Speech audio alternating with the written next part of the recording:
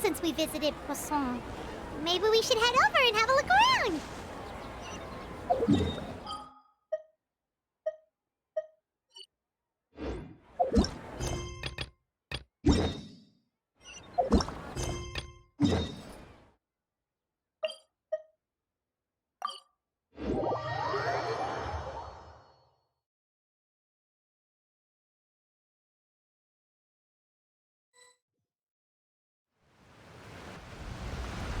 Hey, traveler, Paimon. Oh, Paimon knows that voice! Over here.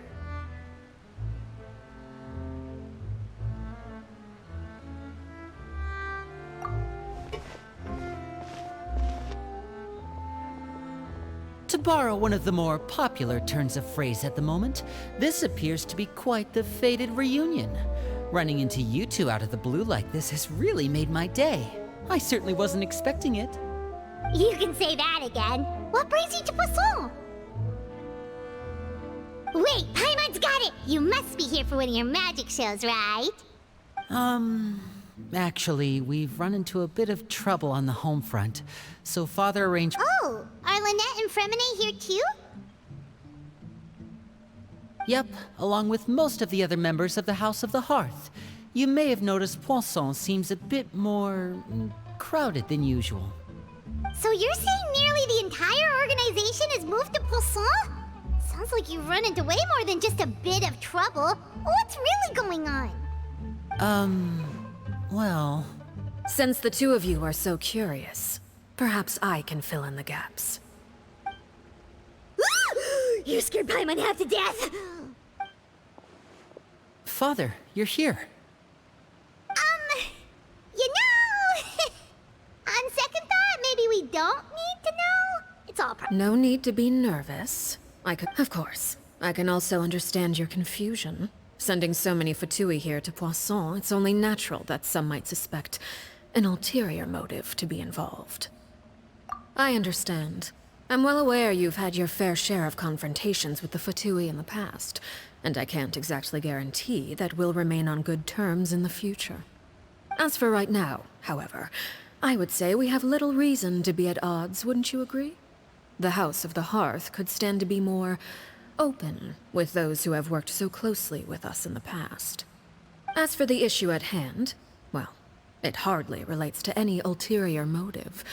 To be frank, it all stems from a certain rumor circulating around the House of the Hearth. It's an internal matter. What sort of rumor? A rumor that a certain phantom child is hiding away in the House of the Hearth.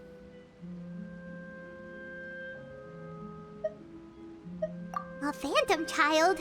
A spirit that should have long ceased to exist is lurking in the shadows of the House of the Hearth. So I decided to bring the children to Poisson before continuing to investigate the situation. I expect I should be able to track down the spirit fairly quickly. After that, it's just a matter of resolving. If you're curious, or if you still have some concerns, it might be advisable to stick around for a few days. I'm sure the children would be exceedingly pleased to welcome some visitors. Lenny, I'll leave you to entertain our guests. I have some matters to attend to. Of course, Father.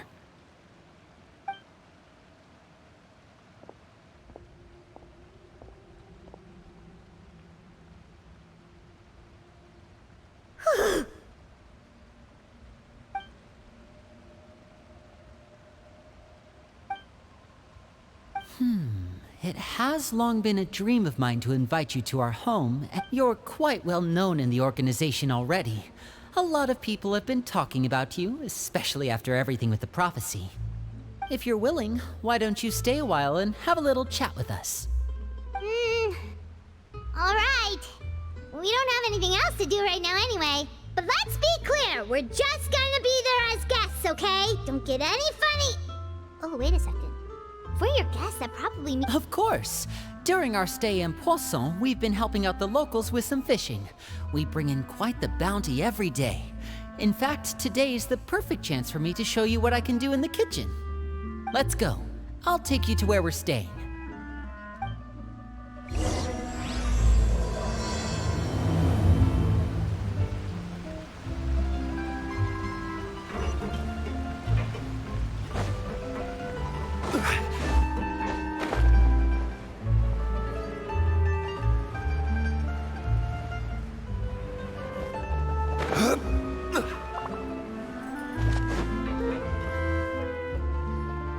We rented this house from one of the locals to use as a temporary base.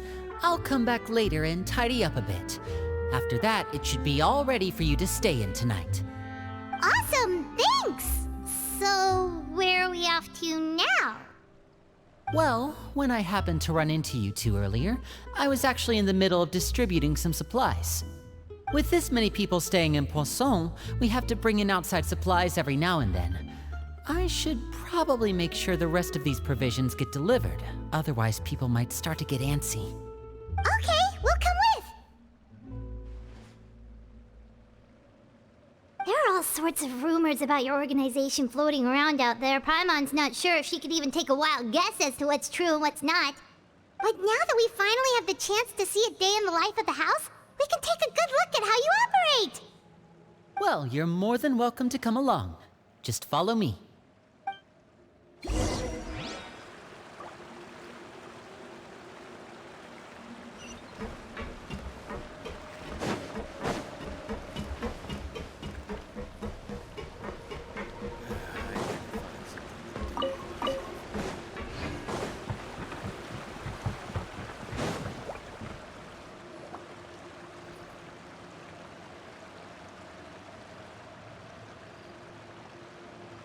Linny!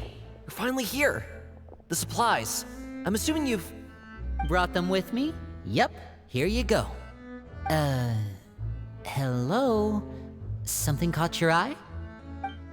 It's the Traveler and Paimon! No way! Come here, everyone! Hurry! The Traveler and Paimon are here!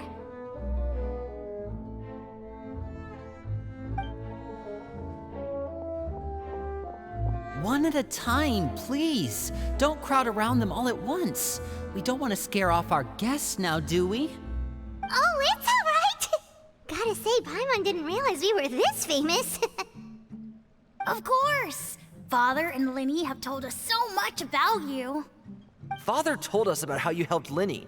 According to her, you're a trustworthy friend. And as far as she's concerned, that's pretty much the highest compliment we've ever heard her give. As you can imagine, everyone's been very curious about you. I heard the Traveler is so strong that he can move a mountain with his bare hands. I heard Paimon eats so much that she can clean out the entire pantry at Hotel Tabor in just 3 days. Wait a second! That's the rumor you heard about Paimon? Oh, wait. When guests visit, you're supposed to give... Oh, we don't need something like that. Come on. We insist. I can give you some of my new potions. Just pick your poison. And by the... Huh? Or maybe Shaplo can teach you guys about stealth. He's super good at it. Ah, now that's not a bad idea. I know you usually prefer to fight head-on, but it never hurts to expand your bag of tricks, right? When it comes to eliminating your I was poisoned not too long ago, and I'm still dealing with the after effects. So I'm not quite as good as I was before, but I can still give you some pointers. Wait.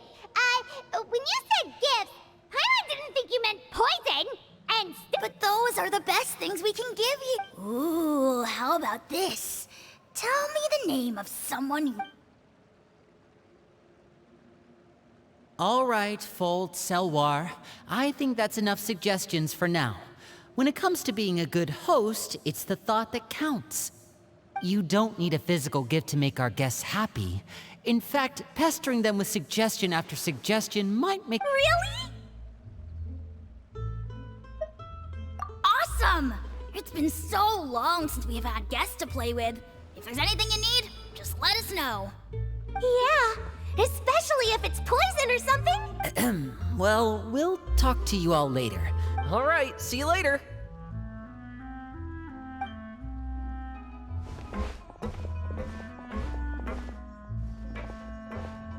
Bye!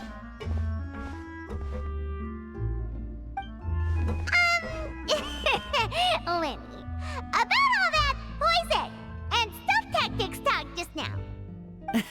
Scared you, did it? That kind of talk comes with being part of the House of the Hearth. When Foltz was really young, he strangled all of his family pets, just out of curiosity. He was labeled a dangerous problem child and was abandoned by his family. Elwar has an unnatural obsession with potions. Father has forbidden her from trying all the different concoctions she comes up with, but she still tries to test them in secret. You really have to keep an eye on that one. Chaplot is around my age. While I'm mainly responsible for collecting intelligence, he handles surveillance. He's very passionate about his work and has no reservations about taking on some very difficult missions. I know you two probably aren't used to that kind of talk, but I can promise you they only had the best of intentions. Things like stealth tactics and developing different poisons, they really mean a lot to them. They were just trying...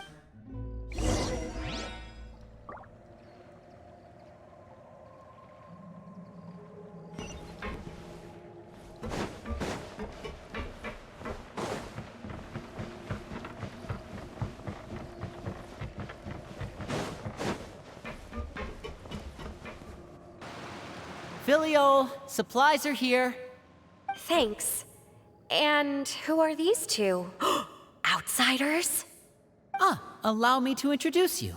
This is the Traveler and Paimon. Oh, you're the famous duo I've been hearing so much about. It's nice to meet you. I heard you've traveled to all sorts of places. Is that true? Of course! We're making our way all across to that! Oh, good for you. You must be pretty familiar with Fontaine by now, then. Have you seen the new opera that started running recently? I think it's called... The 4,000 Thieves? Oh, this is the first we've heard of it. It seems like it's going to be fantastic. From what I've been able to tell from the posters, anyway. You should definitely check it out if you have the time. Oh, and there's The Blind Maiden, too. That one is supposed to have audience interaction. Seems pretty interesting. After this mission is over, I think I'll go get... Oh, maybe I should dye my hair. Is it just Paimon, or do these two seem much... I heard that. Oh! I'm guessing you're referring to Foltz and the other... I bet those crazies are practically foaming at the mouth. That's enough, Filial. Don't talk about family members. Guess this is goodbye then. If you ever have some time, we should go see the opera together.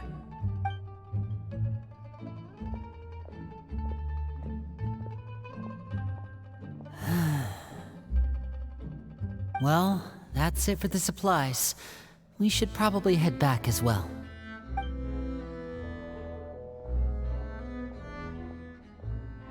Well, they didn't seem too happy with each other. Seems like there could be something more going on here. You're right.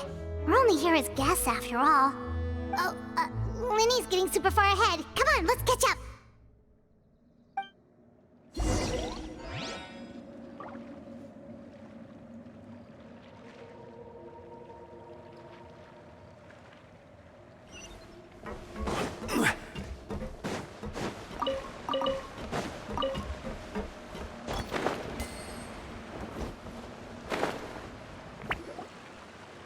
So, what do you think of the members you've met so far? Well, Father is always encouraging us to be strong-willed and independent. So if there's one thing we've got, it's people who aren't afraid to speak their mind. Well, I should probably get cooking. Wanna join? Of course! Then let's head out and... Fremine?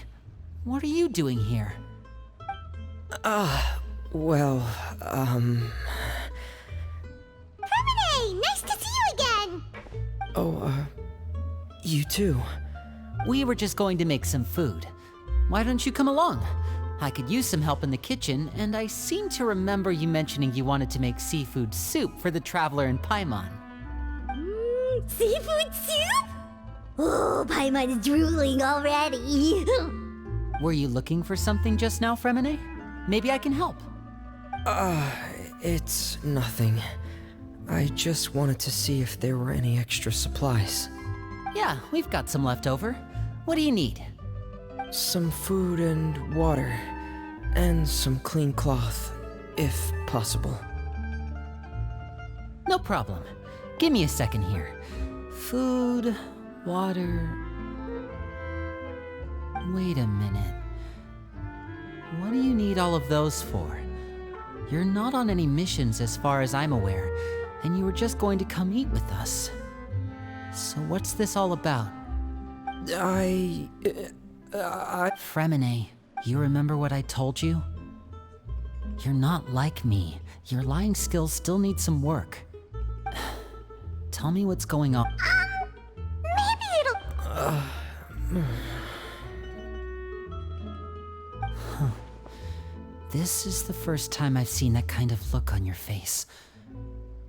Whatever happened, does it have something to do with Father? Yes. Just follow me.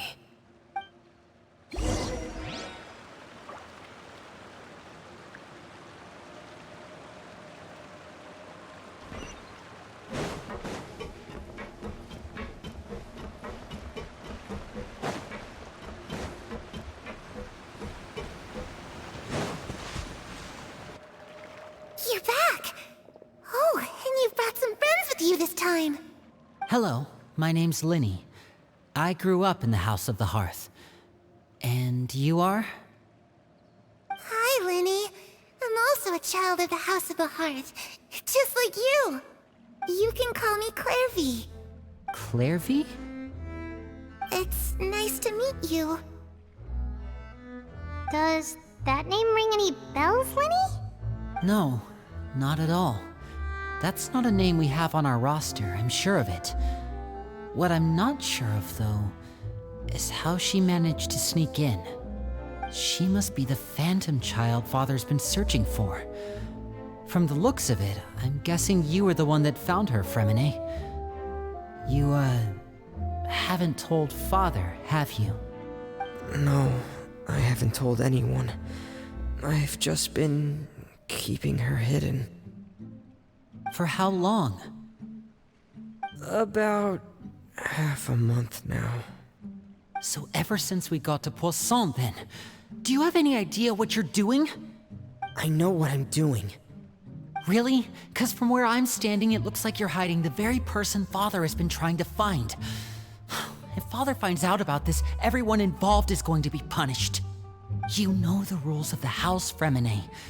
I know you do. Father doesn't tolerate any form of betrayal. So why are you doing this? I've thought it through.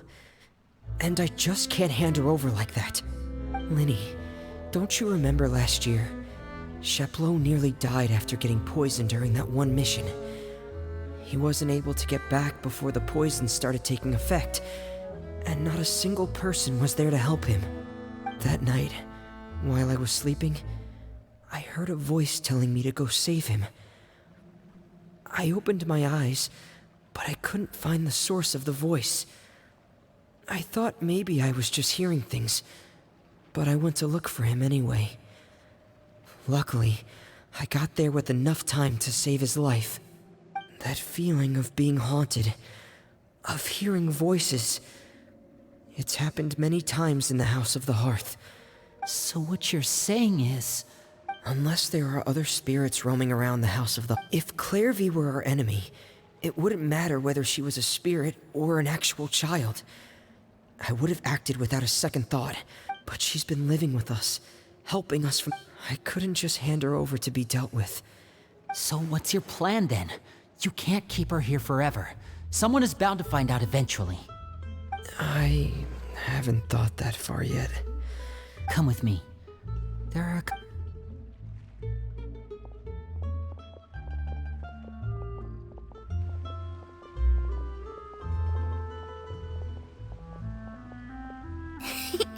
Those two sure care a lot of... Well, they got a funny way of showing it. From where Paimon was floating, it sure seemed... No way! They have a really deep bond. I could tell right away, because I also have a friend like that. I just don't know how long that kind of bond can last. The darkness in the house runs deeper than you can imagine. No one can get out alive. I'm sorry, Linny. I really didn't mean to drag it. Oh, really? You didn't mean to? 'Cause I, for one, wish you did. Huh? What do you mean? You know, when we were younger, you didn't call me Linny. You called me brother, just like Lynette. We grew up together, the three of us. We were all orphans, all rescued by Father. Of all the siblings in the House of the Hearth, I think our bond was the closest. Later on, when you started calling me Linny, I wasn't actually surprised. After all, Lynette and I are related by blood. We've had to depend on each other to survive long before we joined the house. Linny, The darkest and most difficult moments of my life happened before you and I had ever met. I'm sure that's true for you as well. You and Lynette are the most important people in my life. Oh, looks like things are getting kinda heated. Oh, it's raining. I should put my clothes away.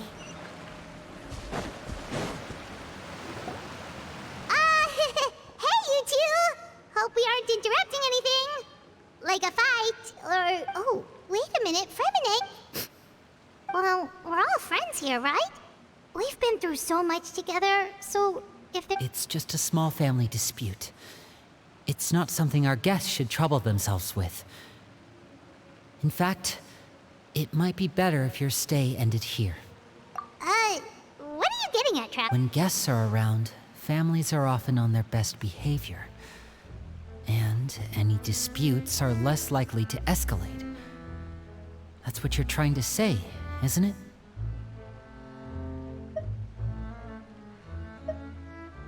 I just... Thank you. I was really hoping to keep you out of it.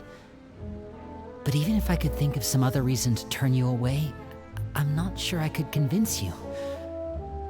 I know things could turn dangerous, so I promise you this. From now on, I'll protect you like my life depends on it. Me too. Well, back to the matter at hand then.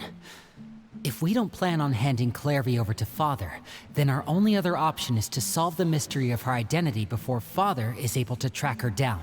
That means finding out where she came from and what she's doing here. Then we can send her off. I've tried that already. And? And... nothing. I tried taking her somewhere really far away, but... after some time, she just reappeared. She even came with us all the way to Poisson. It seems like wherever the house is, she follows. I don't know much about let's see here.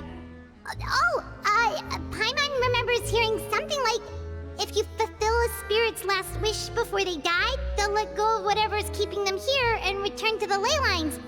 Oh, it's just that Paimon doesn't really remember where she... Well, sounds like it's worth a shot. Guess that means we should go ask her about her wish. But first... What is it?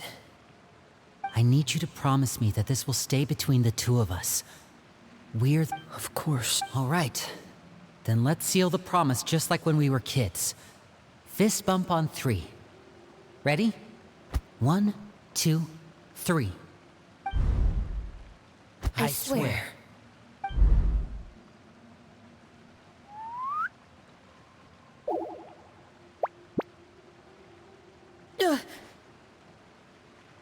Whoa! Lynette! But what a surprise! What brings you here, dear sister? And, when exactly did you get here?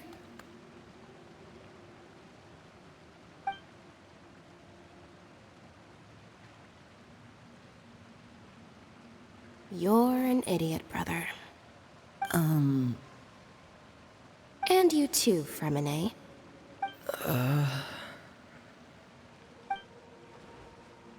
You 3, Traveler.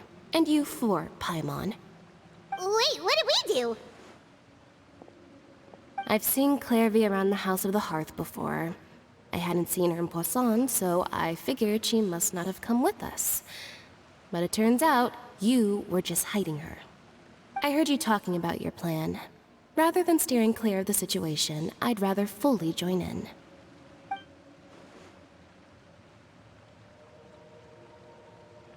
If you don't agree, I'll have no choice but to report everything back to Father. Simple as that.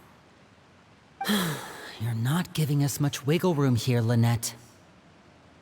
Well, I guess we're all in this together then. After we talk to Clairvy, we'll figure out our next move. There's no time to lose. Let's go.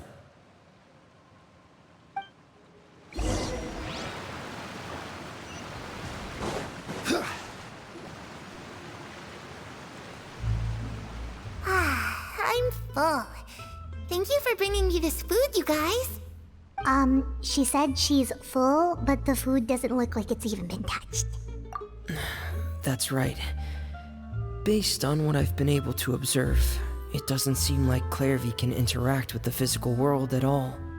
Still, when she's presented with food, she'll always linger around it for a good little while. Maybe, in her mind, she really is eating those. Does she know that she has already... I've tried to ask her, but she didn't answer. My guess is that she's just as confused as we are. Or...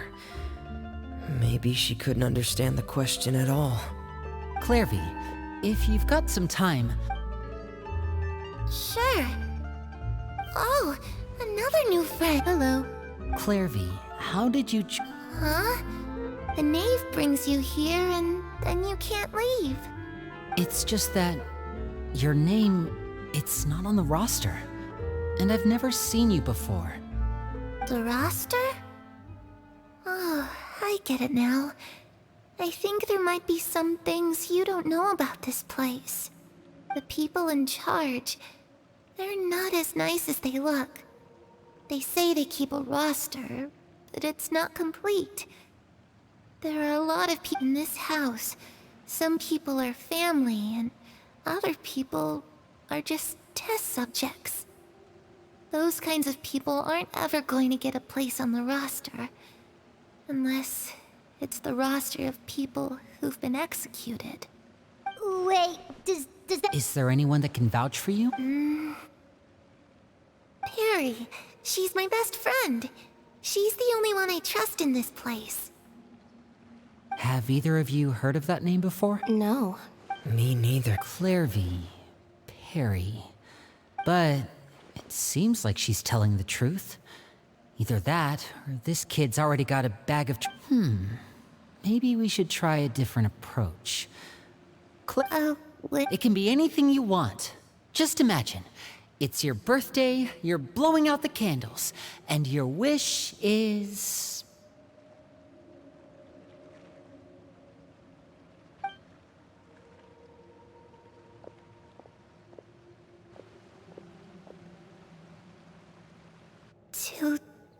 To where the sun can find me. That's it? Well, that sounds easy enough. The darkness in the house runs deeper than you can imagine. No one can get out alive. Okay, time to divide and conquer. I'll try and find a way to use basic illusory magic to take Clairvy outside and bring her somewhere with sunlight. Lynette, try and find the list of executions that Clairvy was talking about. Fremine, you stay in Poisson. We can't be the only ones who've had run-ins with Clairvy. Understood. I'll try my best. What about us? I really appreciate your willingness to help, but this is a family. Let me think. Since Father considers you to be guests, maybe you could stick by her side for a little while. Ah, Paimon gets it. I'll give you a magic bird. If Father suspects something, all you need to do is release it when she's not looking, and it'll alert me that something's wrong. Of course, that's only as a last resort. If Father doesn't seem to notice us, there's no need to make contact. We'll reconvene here tonight after all. If the worst case scenario happens and we're discovered, just tell Father everything. We're not going to let our guests get punished for our own actions. That's where we draw the line. You too. Okay, this is where we part. Father should be at the beach nearby.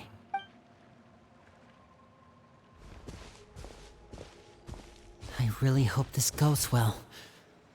No, it has to go well. That's the only way this can get resolved.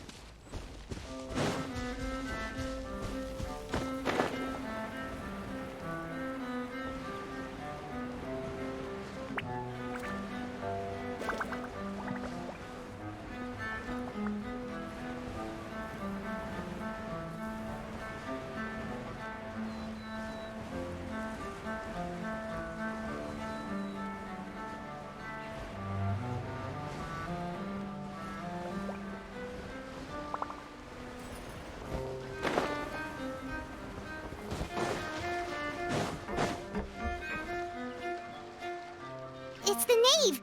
And... child! Hey, aren't you supposed to be in Snezhnaya recuperating? What are you still doing in Fontaine? Oh, it's you two. I didn't expect to run into you here. I was unconscious for quite a while after the fight in the Primordial Sea. I couldn't have that now, could I? What sort of unfinished business are we... It has to do with Skirk, my master. I really wanted to meet up with her, but by the time I got back, she'd already left. I still have so many questions for her. Without any other leads, All I could do was ask the knave to help me track her down. She must have left behind some traces from her time in Fontaine. Oh, okay, so have you found any clues? Unfortunately, no. While the House of the Hearth is adept at collecting all manner of intelligence, certain existences can still manage to escape our purview. Basically, unless Master feels there's a need to meet with me, she's not going to be found. But that problem has an easy fix.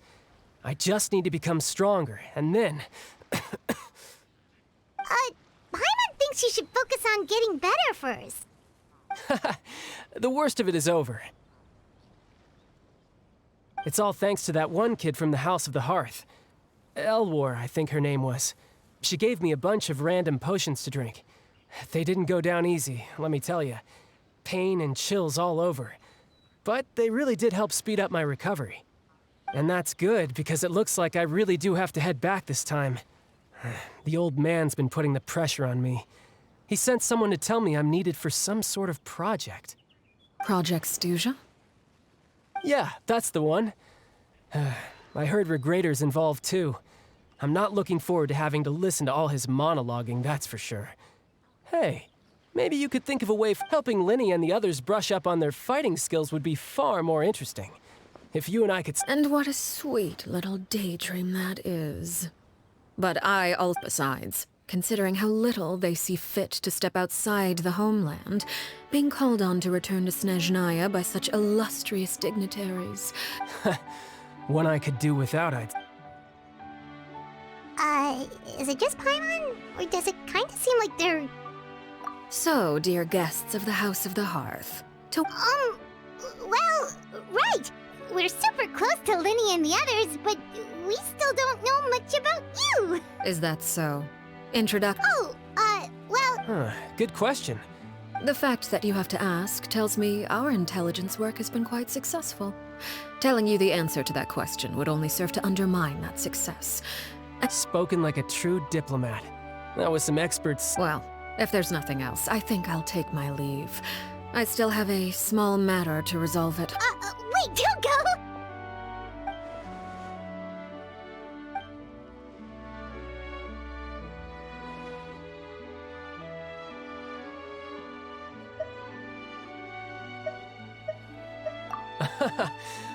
I've met some of the members of your organization, and they all seemed like really good kids.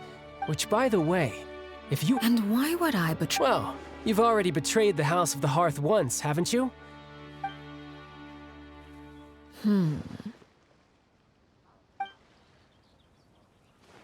Okay, I admit. That's just what the old man told me. The rooster, I mean.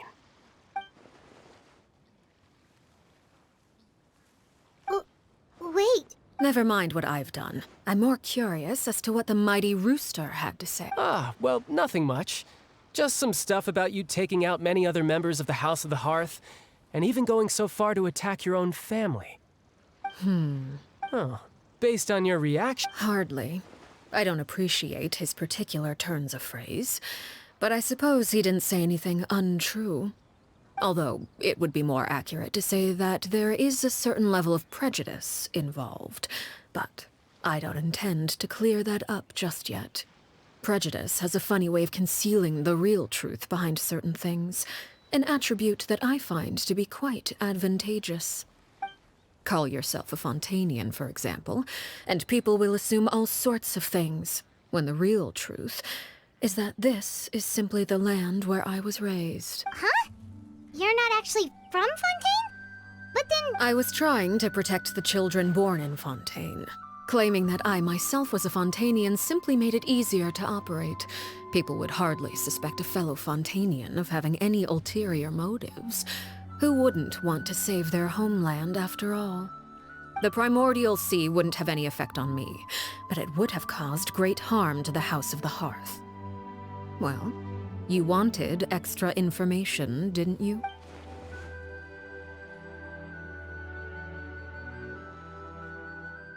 So, you stayed in Fontaine for the kids. I guess I was wrong to believe you'd betray them. Apologies. Looks like I was holding on to some prejudices myself. Good. Like I said, I like it when others have misconceptions of me. Actually, while I was recuperating at the House of the Hearth, I heard that members always resolve disputes and arguments with a friendly spar, and the loser has to back down. Seems pretty cool if you ask. Well, that's only a recent development. In the past, such spars weren't nearly so... They were that high stakes? Well, the current atmosphere's not half bad. I'm a bit jealous, actually. Having a lot of family around means dealing with a considerable amount of bickering and scheming. Once Tonya and Tusser enter their rebellious phase, I'm sure you'll understand. Just imagine. Tusser becomes obsessed with plucking out strands from the rooster's mustache, or Tonya decides to dye her hair 42 different colors. Okay. I get the picture.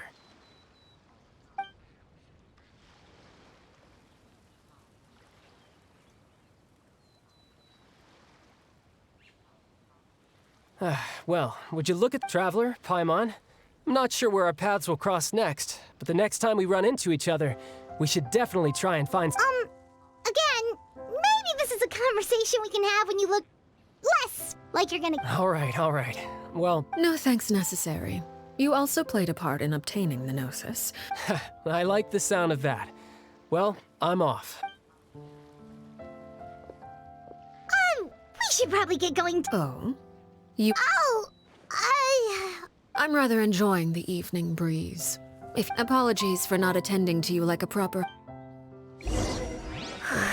We managed to keep her distracted until nightfall. Good thing Child was there to keep the conversation going. You don't think she suspected anything, do you? Oh, I wonder if Linny ran into any issues. Let's hurry back and see how everything went.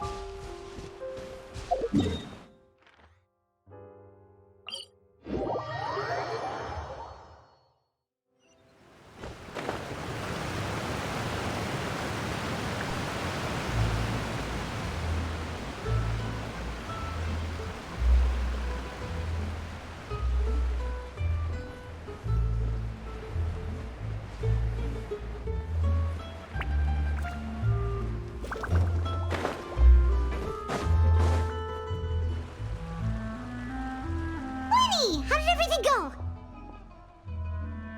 Well, long story short, we ran into a small issue. Clairvy can't go into the sunlight. Everything was fine at first. She followed me up to the surface just like I told her.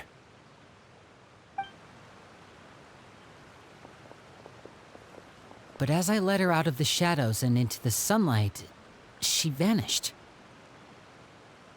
I turned around and there she was, standing at the edge of the shadows, silently watching me. Huh. Maybe she's afraid of sunlight, or... No, it wouldn't be her wish if that were the case. Well, we could always try pushing her into it. Oh, true. I've pretty much tried it all already. Nothing worked. How did it go with... Good. I've got the... Really? Well, what if...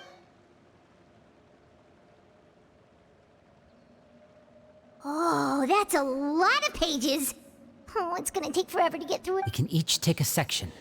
Here. La Pouillade.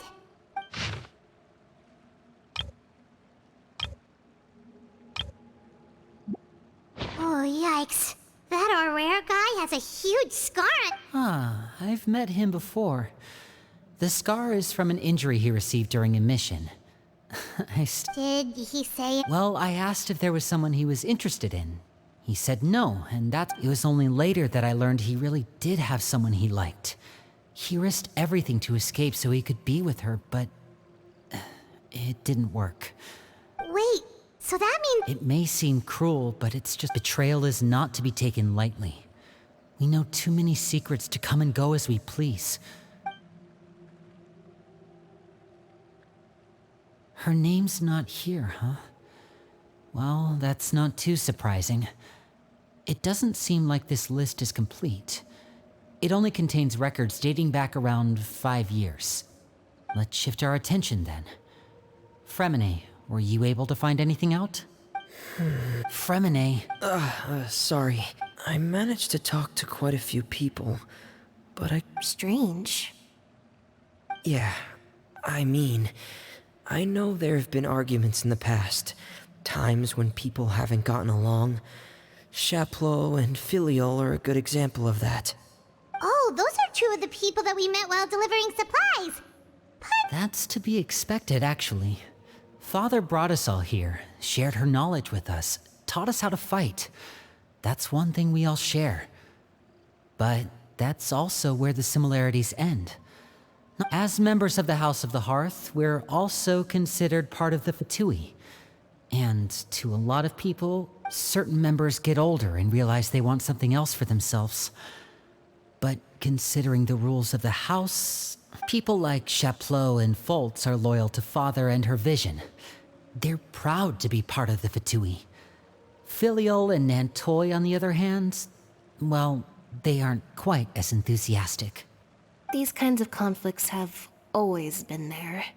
It's not like Father is in the dark about any of this. Well, that's true. But it just feels like things have gotten worse lately.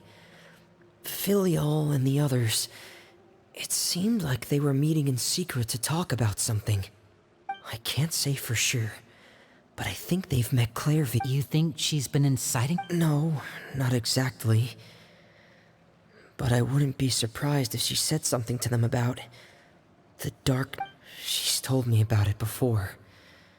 Experiment. And they just believed all that? Clairvy's words probably gave them the excuse they were looking for. This is all because of Project Stuja. Whoa. What's this Project Stuja all about? Sorry, but I'm not sure of the detail. I only know what Father has told us, which is that it's something the Rooster and Regrator have been working on together. Apparently, it has to do with the Fatui's strategic plan for the future. Because the House of the Hearth was so successful in obtaining the Gnosis, we now have the honor of playing a key role in Project Stuja. Wait, but isn't that... Key role is just another way of saying dangerous role. To us, the whole thing... Father thinks so too, but she's in no position to refuse. Their plan isn't exactly unreasonable, and they've been funneling the house a lot of funding. It's just that we'll lose a lot of members in the process. Participating in the plan, it's an honor in name only. What they're really trying to do is subdue us. The existence of an intelligence organization outside their control...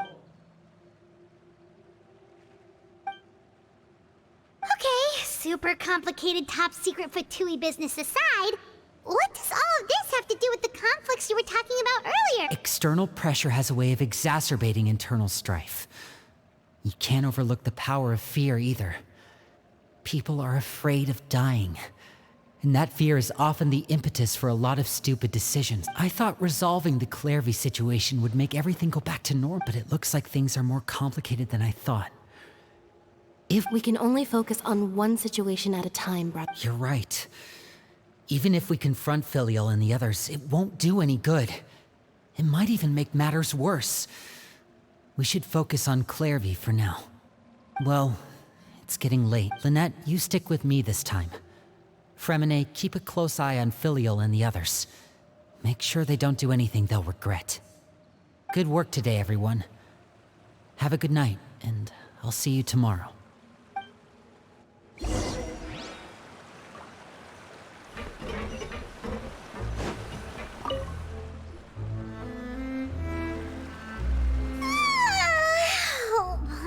Looking forward to an early night, but she can't sleep.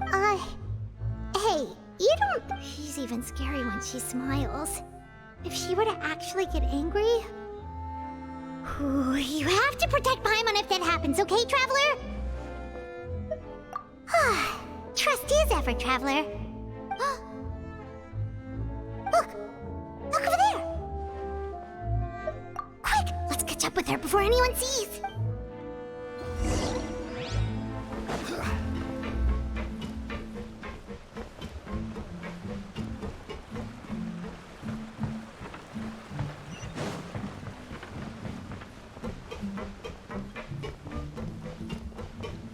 Over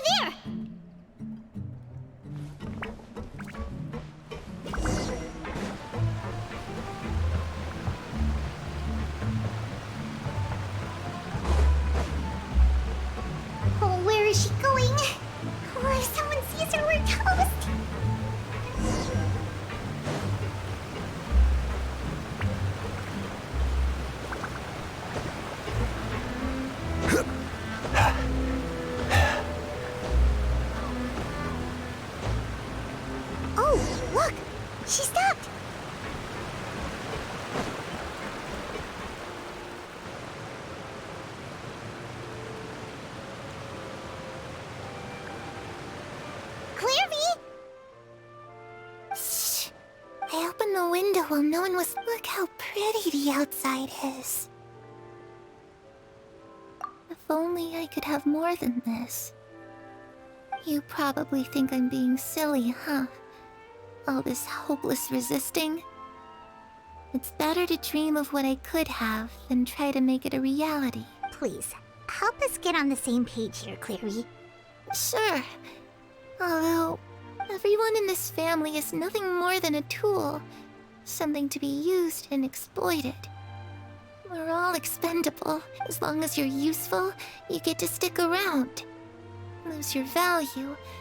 You're handed over to the doctor, experimented on, and given a fate worse than death.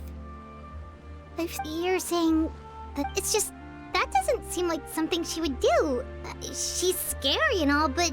I knew everyone thinks she's a good person. They all think of her like a real mother. But she doesn't deserve that title. She's disgraced it and tarnished it. If only Perry were here, she'd understand.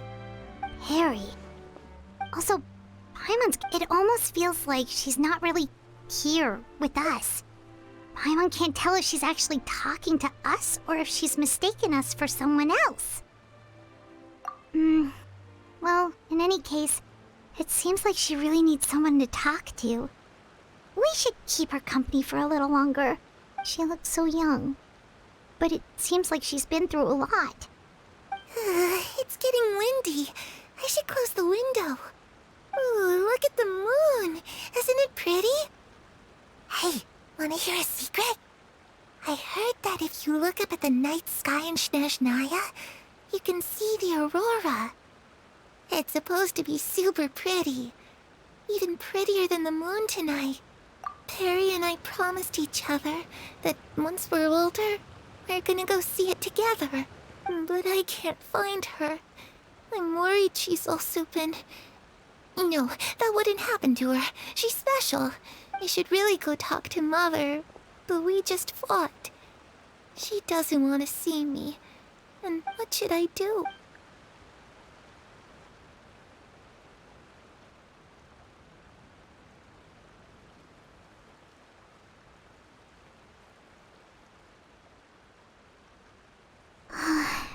I'm really just... Well, let's head back.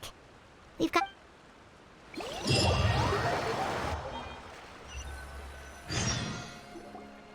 All right, looks like we're all here. Let's go ahead with the plan. Oh? What is it? What makes you ask that? Well, we kinda ran into Clairview last night, and that's what she told us.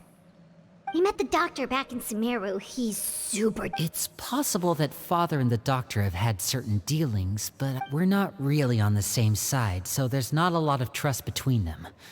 That doesn't exactly set the stage for a successful... I did hear, though, that when Father first became a Harbinger, the Doctor offered to work with the House of the Hearth. Father rejected most of his proposals, except for one. It had to do with some sort of secret experiment. Secret experiment? Could... I don't think so. I don't know any details about the experiment itself, but I do know it's an entirely independent operation. The Doctor only proposed a direction for the details of the experiment are confidential, but complete records are kept on all participants. That doesn't seem to be... I know you don't agree with some of the Fatui's methods. Alright, that's good to hear. Clairview seems to think the Knave and the Doctor work together to do something horrible. If that's just that... It doesn't seem like Clairview is lying either. The easiest thing to do would be just ask the Knave directly, but... Paimon doesn't think she... Father didn't come back last night. She's probably still near the shore. Lynette, you're with me. Fremine, you know what to do. All right.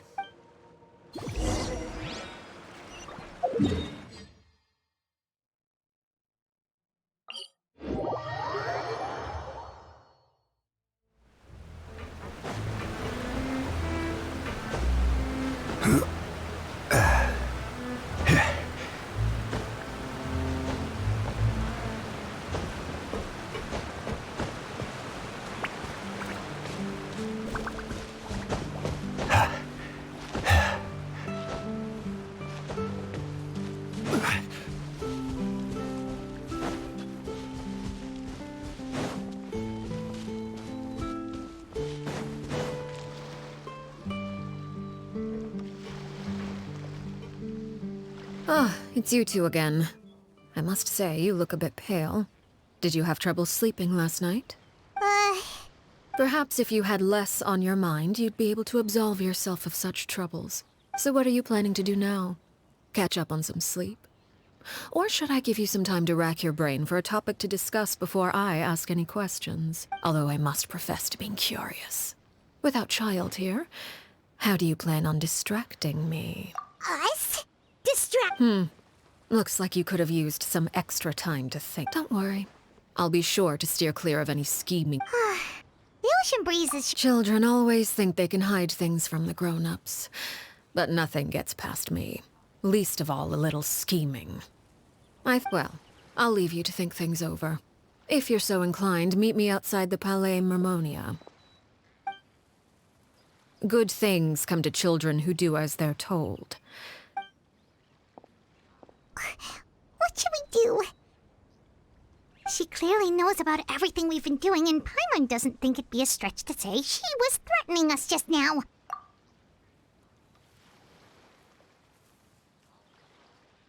Oh, good idea. Well, we should probably head to the Palais Mermonia. Paimon doesn't want to find out what happens if we don't show up. Based on what the knave was saying just now, it sure didn't seem like it'd be anything good. Okay, then we probably shouldn't keep her waiting. It seems like Linny and the others are on thin ice.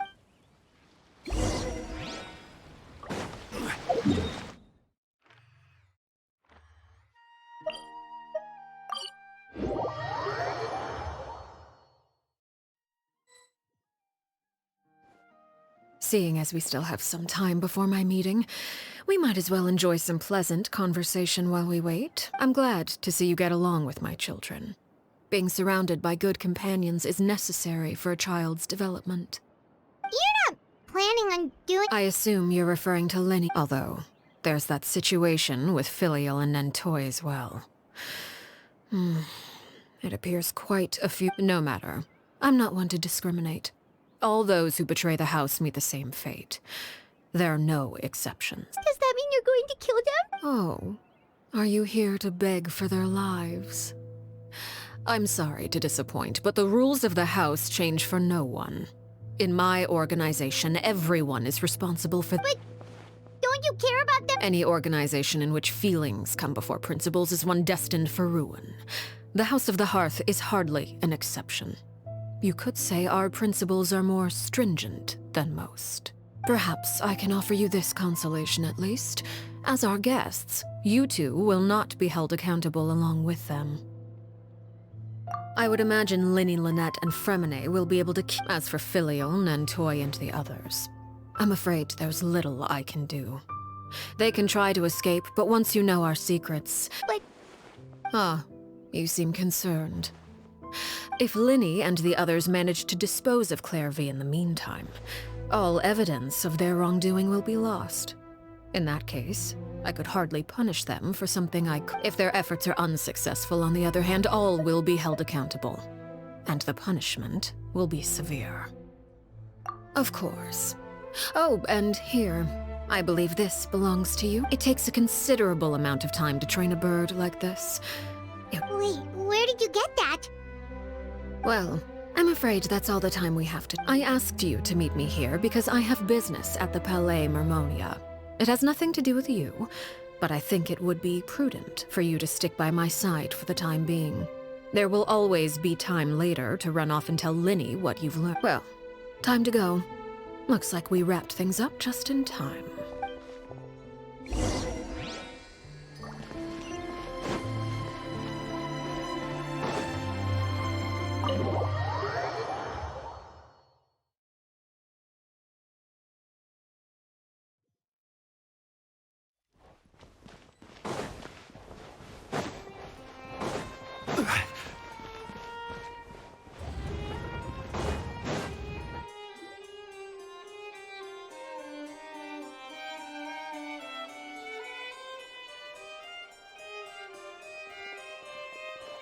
It's been a while, Monsieur Neuvillette.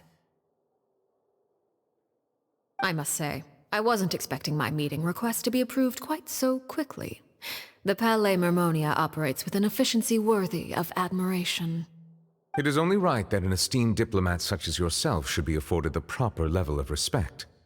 Although, if I may speak plainly, I must confess that I did not anticipate we would have the occasion to meet again after presenting you with the Gnosis. I see you brought the Traveler and Paimon with you as well. If I may inquire as to the purpose of your visit. I'll be departing Fontaine shortly. There is, however, an outstanding matter that I would like to see resolved before I go. It requires a rather lengthy explanation, I'm afraid. So I took the liberty of explaining everything in this proposal. Please review it at your leisure, Monsieur Neuvillette.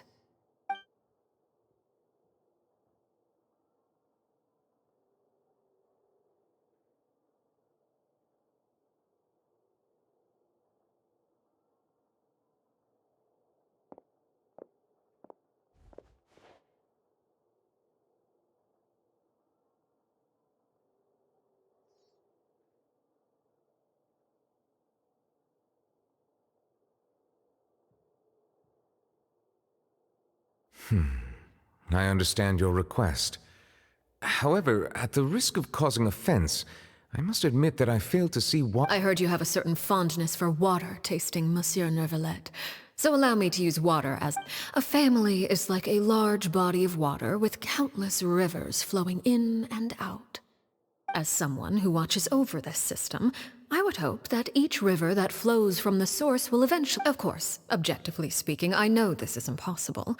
Most of the rivers will dry up along the way, disappearing into the ground and leaving nothing but a barren riverbed behind. Not all rivers are destined to reach the ocean, but I would not see their existence rendered meaningless. I believe the water that flows within them is simply meant for a different destination, like a field in need of irrigation. Or perhaps— Did you get any? Your words paint an optimistic picture indeed. Allow me to remind you, however, few among us are willing to sip from a glass filled with tainted water. It may have been tainted at one point in time, but not to worry. I'll make sure it's strained of all impurities and returned to its cleanest form.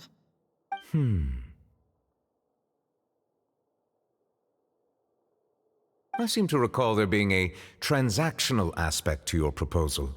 Perhaps you could expound on that? If you accept my proposal, Monsieur Neuvillette, I will gradually withdraw my forces from Fontaine. And, unless absolutely necessary, I will no longer carry out any special missions within Fontaine. I presume I can take your words to mean that, in the future, cases similar to the Tartuffe assassination will cease to cross my desk? Tartuffe? Ah, that thief who embezzled funds from all those charities, you mean? My deepest condolences to his family, but without any evidence. Of course, if you accept my proposal, Monsieur Neuvillette, I'm sure— You choose your words carefully indeed. In that case, I am inclined to accept your proposal. My thanks for your generosity. Well, with that settled, we should be going now. I took the liberty of bringing along 2 bottles of spring water from Snezhnaya for you to enjoy. I do hope I get the chance to hear your impressions. Perhaps at our next meeting, yes? Indeed. I trust you would not overlook your commitment in— All right, Traveler Paimon. Time to go.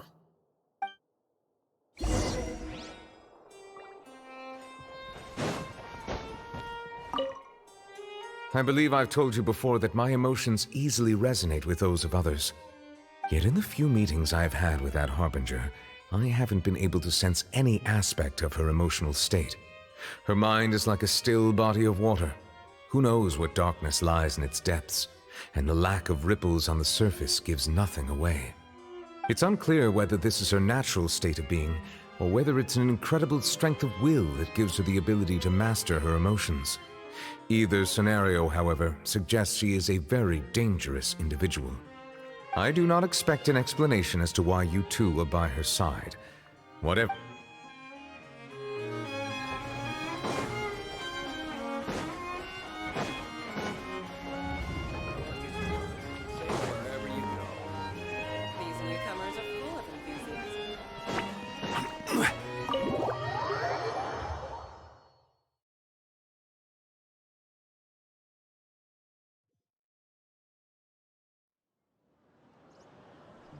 So,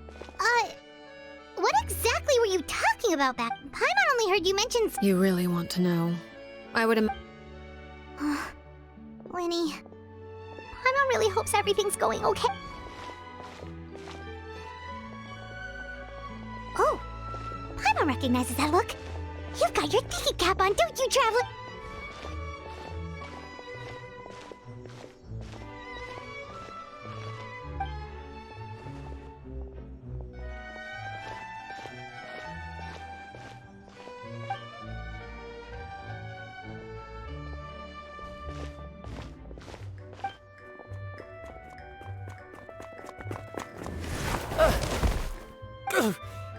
Oh, shoot. Are you alright? Oh, jeez. I'm so sorry. I was so focused on selling these paper. Well, let me make it up to you at least. Here, take this paper. Oh, you don't have to give us... Please, I want to. It's not like I'm short on supply. All the extras will be useless come tomorrow. It's my fault, really. I was just trying to bring home some extra mora for the family, but I bit off more than I can chew. What's going on here? Nothing much. I just ran into your friend here on accident. Hold on. Of course, I'm happy to come. I'll take 3 papers. Oh, thank you for your patronage. If only I had the chance to run into such generous customers every day. I should probably just take on a smaller inventory though, right? Well, now that my affairs are settled, we should take the boat back to Poisson. We've even acquired some...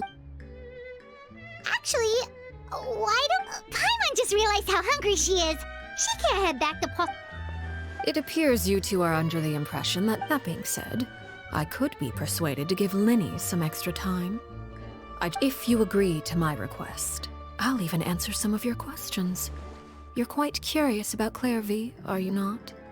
Wait, why are you being so generous? You overestimate yourself.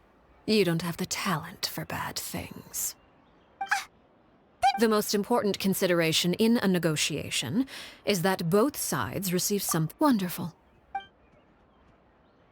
When the time comes, make the choice that you deem most appropriate in the situation, and lend your help to the House of the Hearth. Okay, sounds normal enough. That is for you to decide. Then we have a deal. Follow me.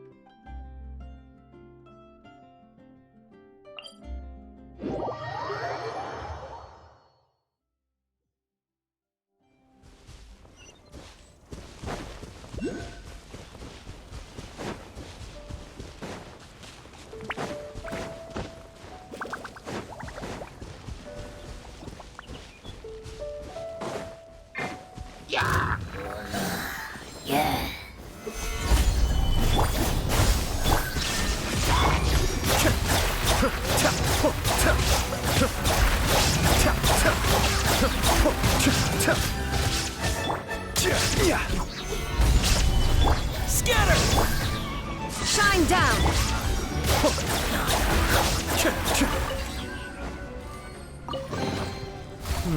Yes. Very nice.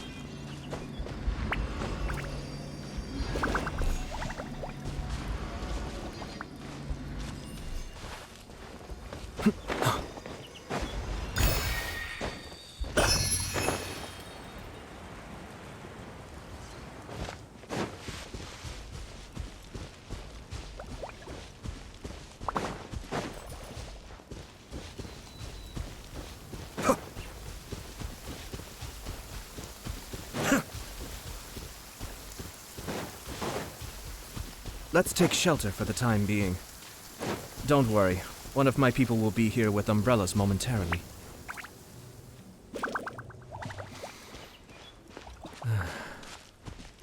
Opportunities to bask in the sunlight like this are few and far between.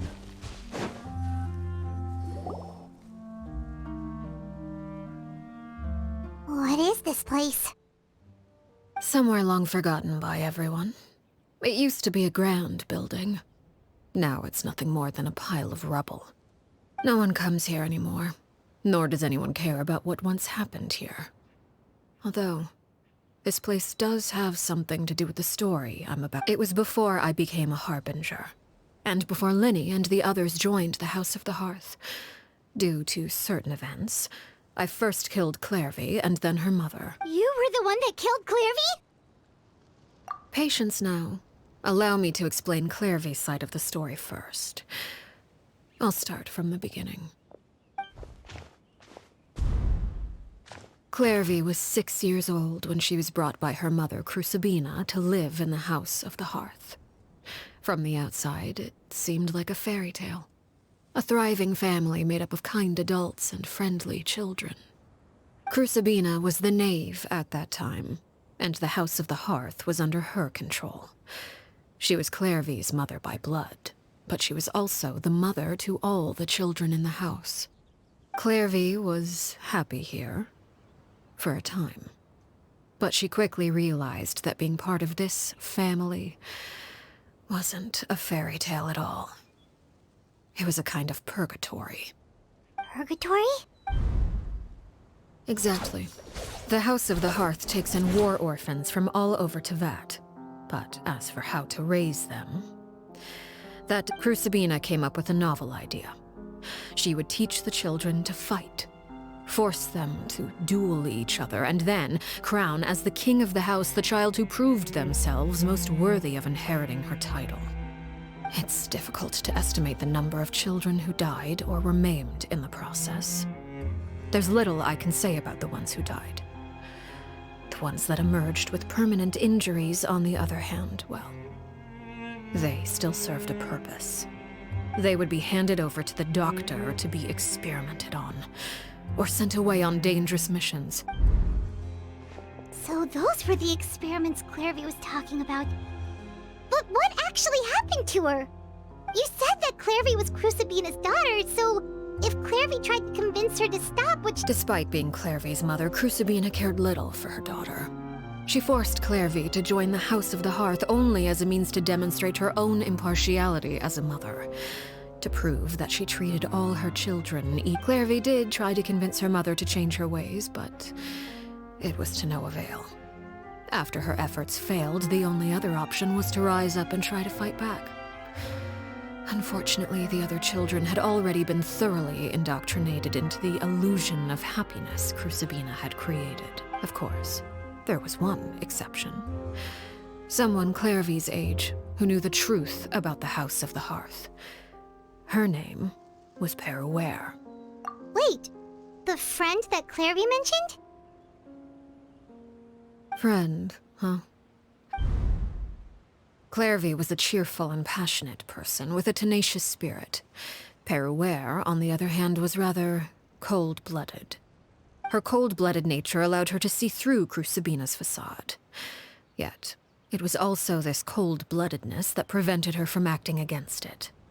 At least at first. While Clairvy longed for freedom, Peruere was convinced that, amid all the fighting and violence, she would make it until the end. Despite their differences, the two became fast friends, united by their knowledge of the truth. Clairvy told Peruere that she hoped to create a real family, where no one would be killed or sacrificed. There may have been a certain naivete to her ideas, but Clairvy proved her determination many times over. She tried countless times to run away, ask for help, or expose the truth. But her efforts only earned her beating after beating. The only thing that kept her going, even with her body racked with pain. She would still stand on her tiptoes and open the window at night. She and Peruere would look out at the moon together. A fierce longing for freedom. Oh no.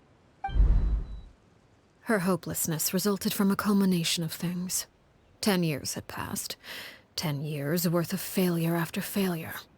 She and Perouer weren't children anymore, but finding any chance to escape still seemed... It was during this time that Perouer suggested a new plan.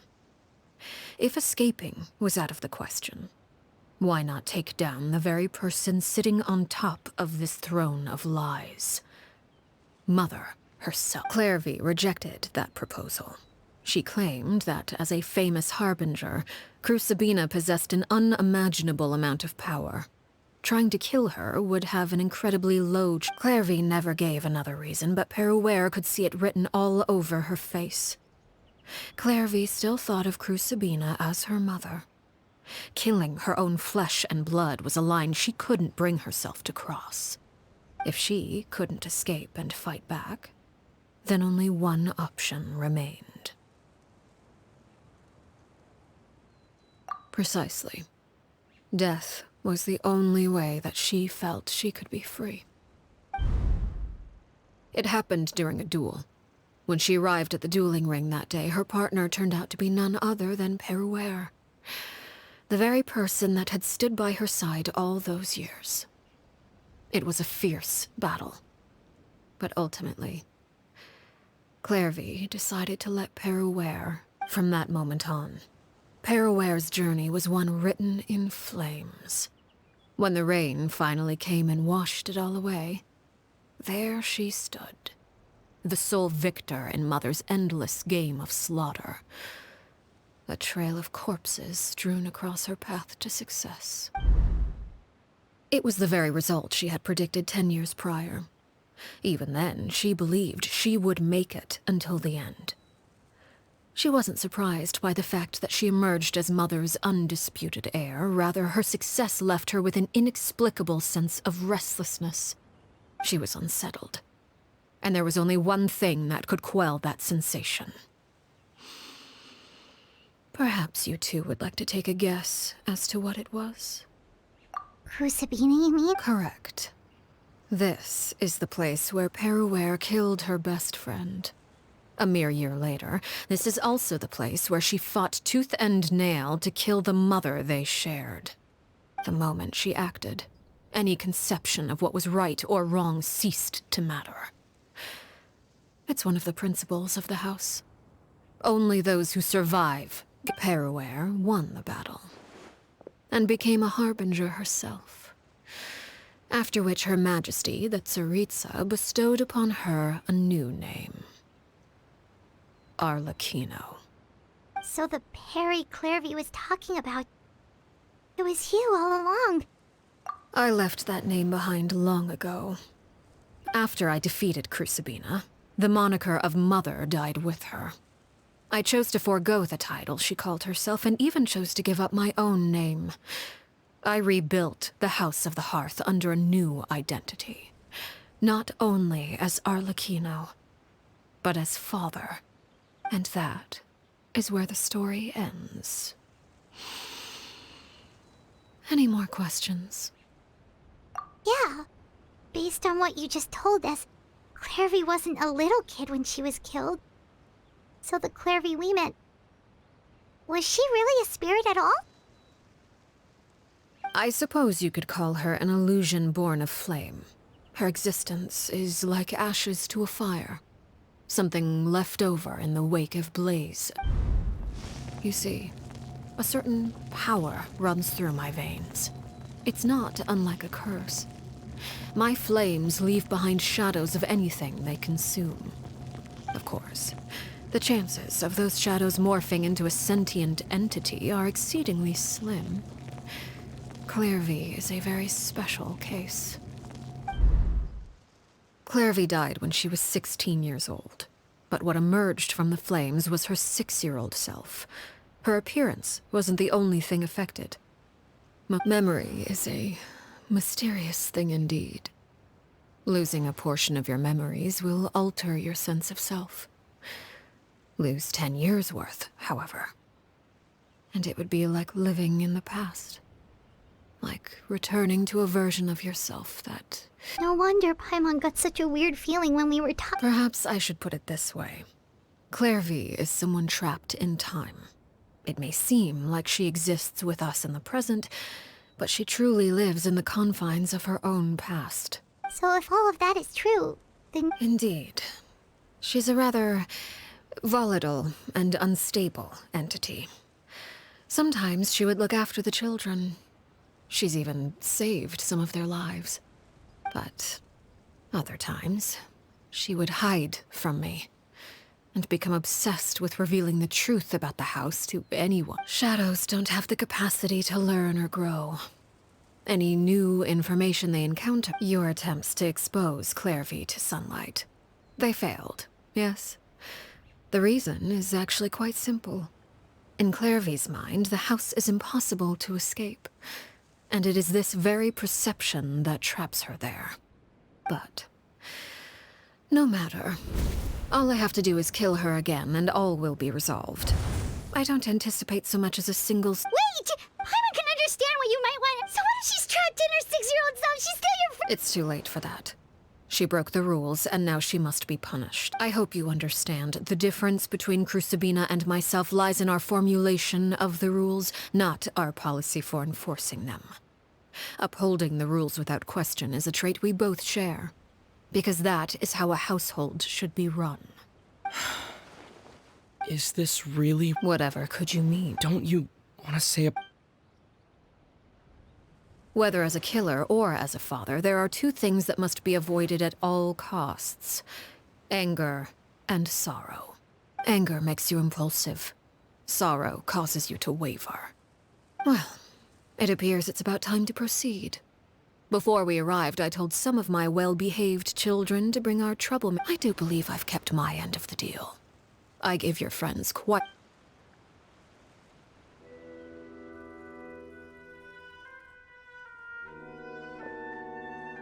Here they are, Father. Oh, you gonna execute him? Lenny! I'm sorry. I heard about how you helped, but I still failed. I couldn't find a way to Huh? Are you... Perry? Indeed, it's been a while, Clairvy. Perry! Shh. Stay right there. I'm sorry to postpone our reunion, but first I believe certain scores need settling.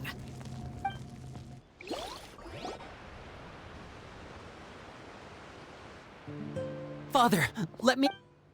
Out of my way. Father! You chose to conceal a threat to the house. And for that, you must be punished. Overall, however, I suppose your wrongdoing is hardly the most egregious of the bunch, so I'll deal with your punishments later. As for right now... By traitors? Father, let me explain. We didn't mean to... Fultz, why don't you share what you heard? Yes, Father. Secret Midnight Meeting number 3.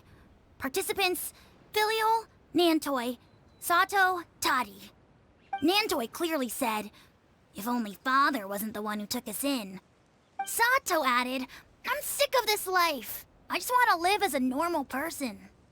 Filial was the worst of them all. She called us crazies and said a bunch of mean things about Father. I did not!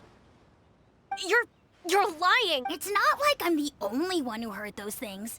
After that, you and Toddy and a bunch of other people started talking about Clairvy. You were using all the we're birds locked in a cage. You little. You just want me gone, don't you?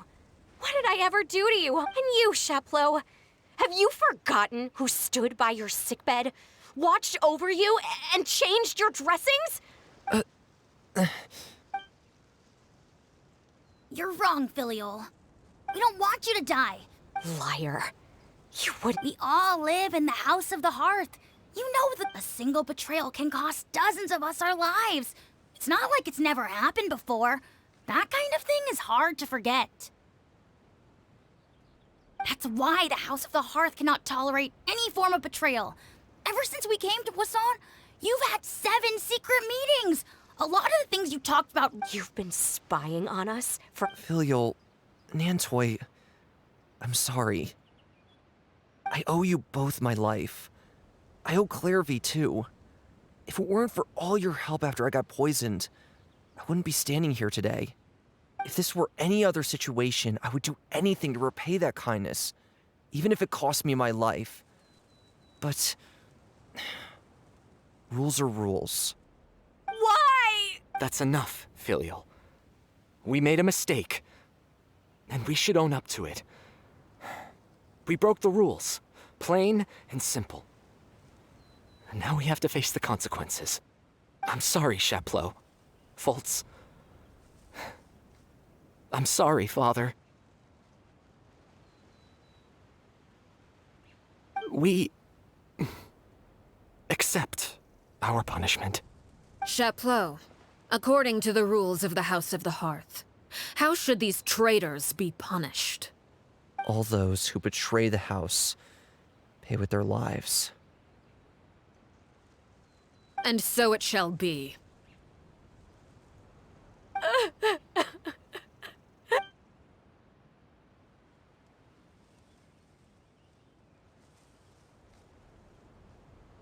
Father, please wait! Something you want to say, Linny? Please reconsider, Father. We all come from broken, but the truth is, none of us know what a real home should look. I'm not saying I have all the answers, so please, Father. I agree with Linny. Father, please. Linny, I also agree with Linny. An order once given can... However, given the extent of your determination, I suppose we shall have to go about this a different way. Draw your weapons and face me. Our weapons? Father, are you referring to a duel? Precisely. The rules of the house will not be altered. Traitors must be punished. However, resolving disputes with a duel is also one of our rules, one that also applies to me. Demonstrate a sufficient showing of strength, and I shall offer a concession. Wait. Beat Father in a duel? Impossible. Father is way too strong, even for Linny.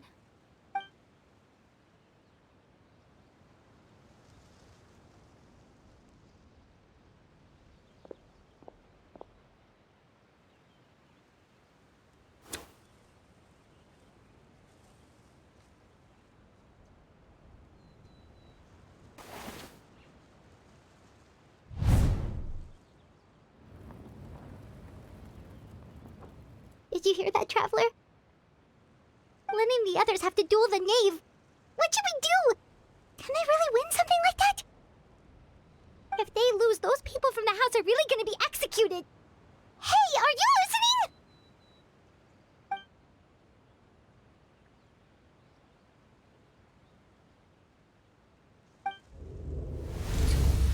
Don't you want to say a proper goodbye at least? Anger makes you impulsive. Sorrow causes you to waver.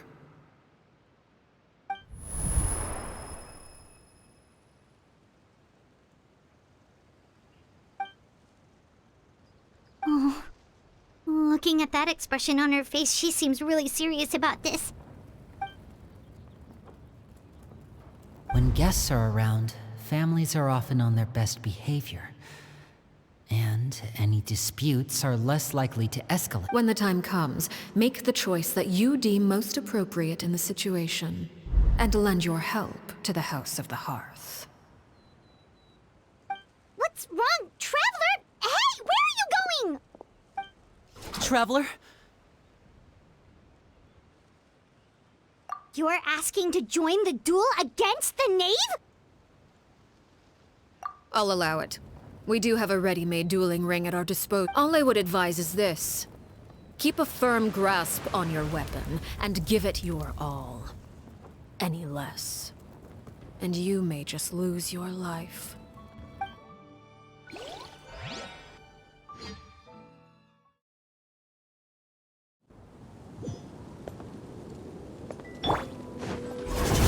Solidify! Here! Is it my turn now?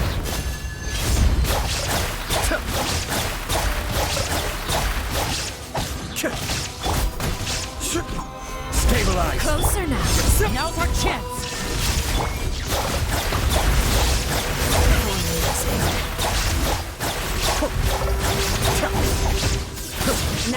That's more like Gather! it. Scatter! Be still. Hang in there!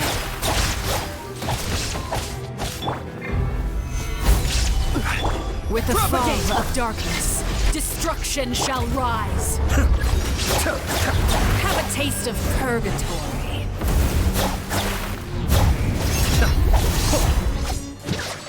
Try to pace yourself. No escape! Is it my turn now?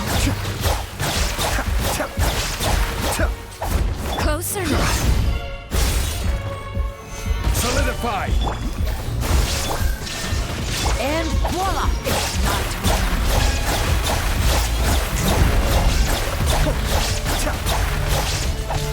Like a fly tangled in a web. Scatter! With these rising flames. Over here! Is it my turn now? Look at me. Trapped like a bunch of helpless animals. Solidify! Order guide!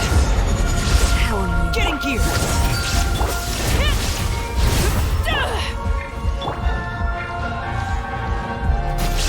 I'm feeling a little washed out.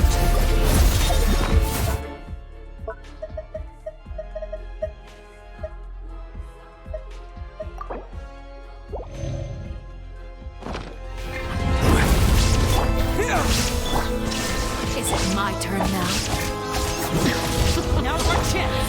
Look at me. Trapped like a bunch of helpless animals. Scatter! Now you shall perish!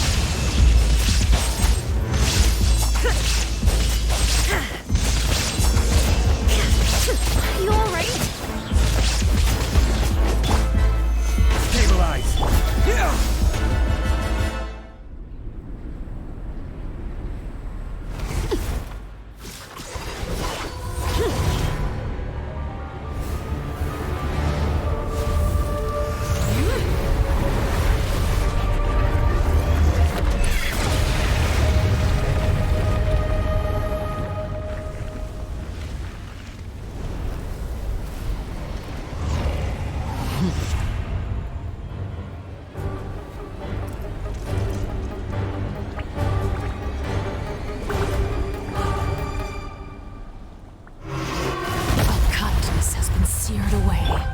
My blade is all that remains.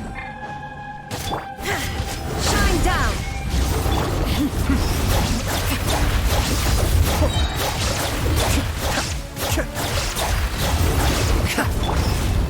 Stabilize! Scatter! Cascade!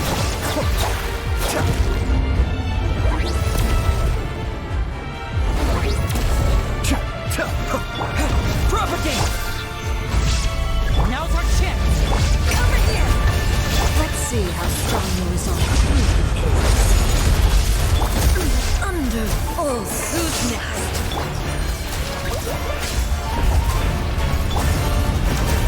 The sun and moon have set. Only ruin remains. Watch out for Father's movement! Here!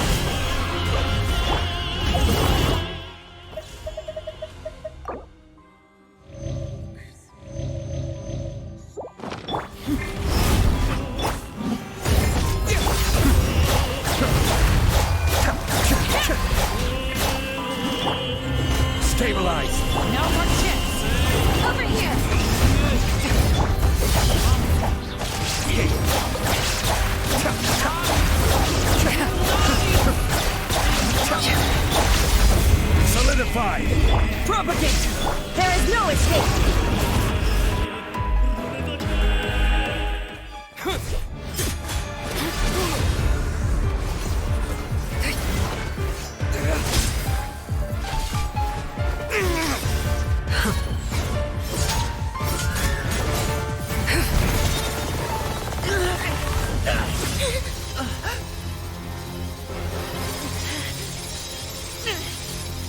should know better than to crowd in one place.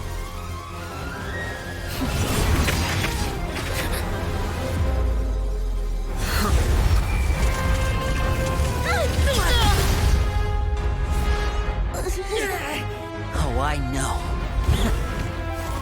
No! I'm sorry, Father!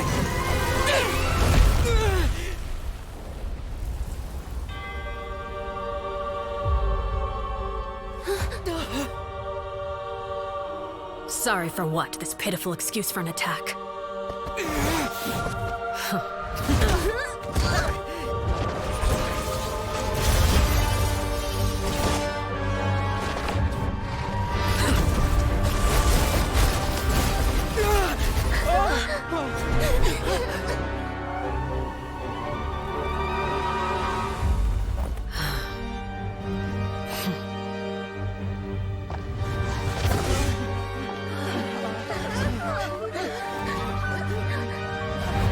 Father, no!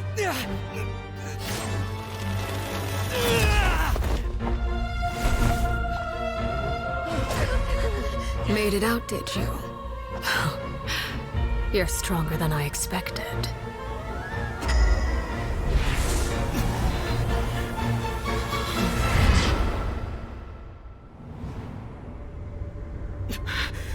A crimson moon? I can't move.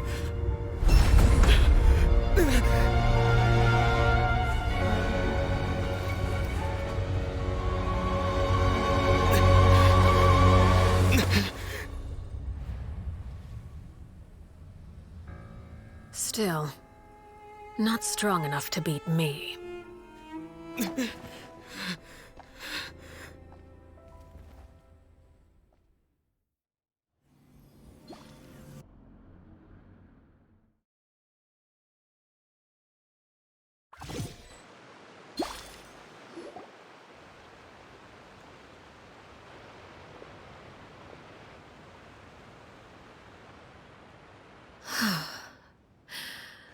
I believe we can end things here. It's not often that we get to enjoy the company of guests, after all. We wouldn't want things to get too out of hand. Brother! Lenny! Given that I am the victor of this duel, as a— No! I never thought things would end. However, everyone involved in the duel demonstrated a remarkable level of strength and determination. In light of this, I'm prepared to change the method of execution. Elwar, the bottled flames I gave you for safekeeping. Do you still have them? Yes? I wasn't sure what they were for, but I— Wonderful. Then, Bottled flame? indeed, they're the product of a secret experiment. Under certain special circumstances, once ingested, searing pain will spread across every inch of your body. If you can withstand the pain, when you awake, you'll have forgotten everything you know. In other words, administering this concoction.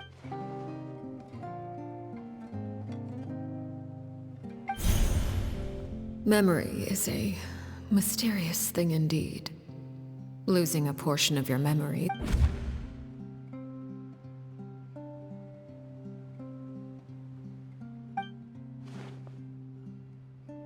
So, you're just... You misunderstand. Memories are extremely important. Once consumed by flame, the version of you standing before me will die, and our secrets will die with you. So no. Even so, I'm sorry, Father. I'm sorry I let you down. But I really... Don't cry, Phil. You haven't left the house yet, so there are still rules to be followed, yes? Remember what I taught you. Anger makes you impulsive, sorrow causes you to waver. Of course. Dry your tears, and go pursue the life you really want. Yes, Father.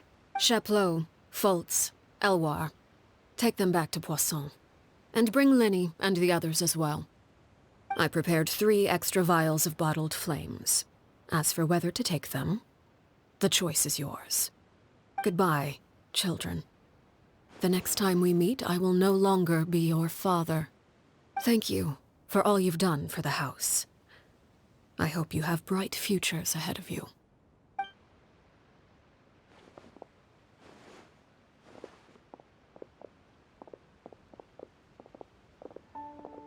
Father.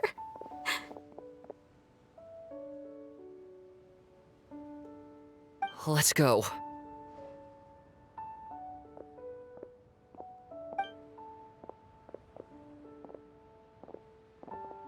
Here, grab my arm, Linny. I'll help you walk back. Thank you.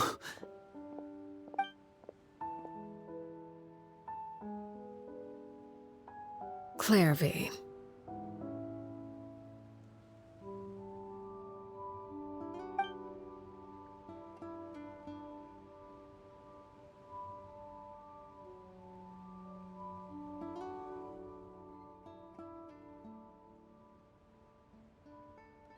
Can we talk now? I've been waiting for a super long time. You really are Perry, aren't you? I haven't seen you in so long.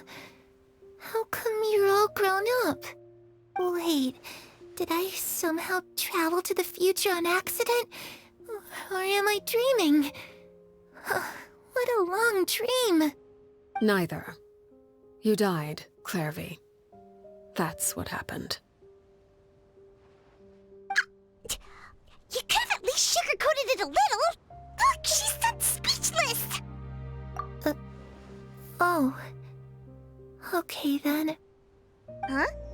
That's it? You accepted it just like that? Yep.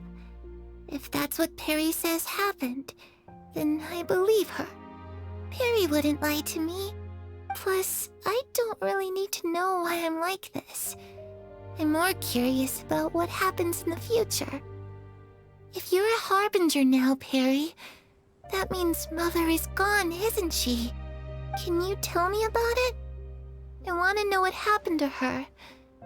And to me. You never stopped trying to defy fate. At first, no one believed you. You could only vent your frustrations to the moon. In fact, you often sought comfort in the night sky. You wanted to see the aurora, so one night we promised each other we would go to Snezhnaya to see it together. Later on, you tried to run away, but you were brought back each time. Mother spared your life, but it wasn't out of kindness. Instead, she decided to make an example of you by slowly torturing you over time. That way, the other children would know what happens to traitors. Still, you never gave up. Mother hoped that through ruthless duel after ruthless duel, she would be able to crown an ultimate victor among the children she raised. But you called on everyone to unite, to fight to a draw in order to reduce casualties. Your efforts may have only delayed the inevitable, but still. You gave them hope. You tried everything you could think of, but every attempt ended in failure. Still, you never turned your sword on Crucibina, and you never turned it on me. On that gloomy day, you told me, "For the last 16 years of my life, I've done everything I can to fight for freedom. But now, I realize that the only freedom I truly possess is the freedom to choose to die." I never imagined I would say something like that. I must have been feeling really worn down. But somehow, I still think I understand. According to Mother's plan, only one of us was going to make it until the end. And I always hoped that person would be you. If I could do it all over again, I still don't think I would make a different choice. Even when I first met you, I knew you'd be able to do what I couldn't. Is that so? Even now, I'm not sure I truly understand what kind of freedom you were trying to pursue. But as the head of the House of the Hearth, and as the children's father, I've tried to give them the most basic of freedoms. The freedom to choose their own fate. It's something I discussed with the Eudex of Fontaine. The children who want to leave the house will have their memories wiped clean of all secrets pertaining to the organization. In return, they will be allowed to live a normal life in Fontaine without being prosecuted for their past. Of course, I won't simply hand freedom to them on a silver platter. They have to fight for it and prove themselves worthy of it. Only freedom that is earned has true value. That's more than enough. That's exactly the kind of life I was fighting for. You know, Perry, I think you're a pretty amazing king, and a really great father, too. I'm really happy that you're the one who took over the house. I guess I do have one regret, though. I still haven't seen the outside world. Well, it just so happens that our dear guests over here have been to many nations and traveled to countless places. Perhaps they would be willing to tell you what the outside world is like. Really? Of course! We've traveled all over the place. We've got so many stories, we could probably talk your ears off for 3 days straight!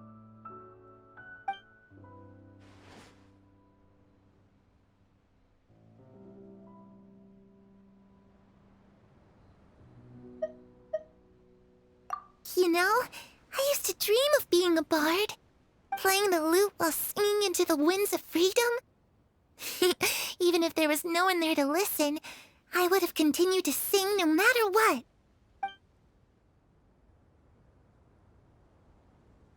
Ah, that's where Mora comes from.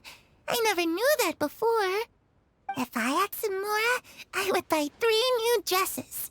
One for me, one for Perry, and one for Mother. It's just too bad Perry doesn't like wearing dresses. And Mother, well, she probably wouldn't accept something like that either. I guess I'd just have to keep them all for me then. I could wear a different one every day.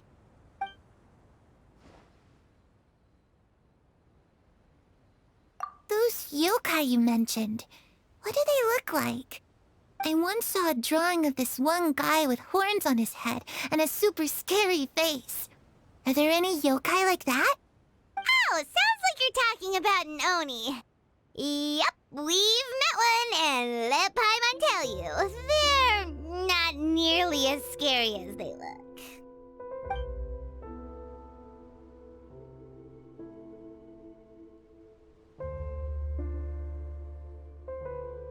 I was always too afraid to skip Mother's fighting lessons.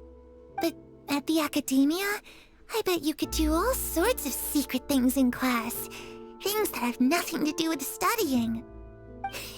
I'm just kidding. Being able to study whatever you want without having to fear for your life actually sounds pretty great.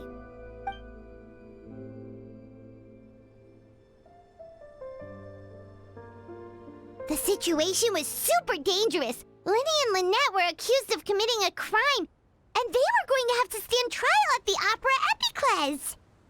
Oh no! That must have been hard for all of you. What happened next? Don't worry, we were able to turn the situation around super quickly, all thanks to Detective Paimon, of course. How'd you do that?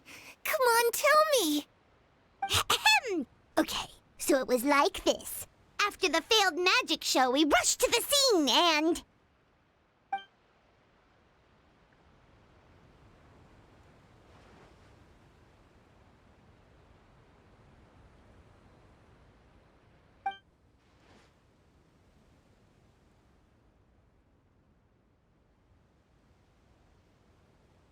Shadows don't have the capacity to learn or grow.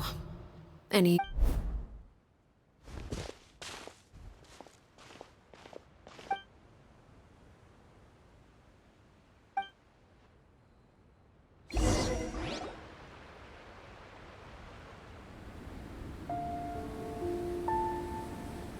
Clairvy, you've worked tirelessly from the shadows to overthrow the House of the Hearth. Now, by my authority as the Knave, I shall announce how this matter ends. You are hereby expelled from the House of the Hearth. You are no longer tied to this place, nor are you bound by its rules. You're saying that I can finally leave? I get to experience the outside world as well? Oh, I almost forgot. There's no getting older for me. Still, seeing who you grew up to be makes me really happy, Parallel. Take care of yourself. Goodbye. May we meet again someday.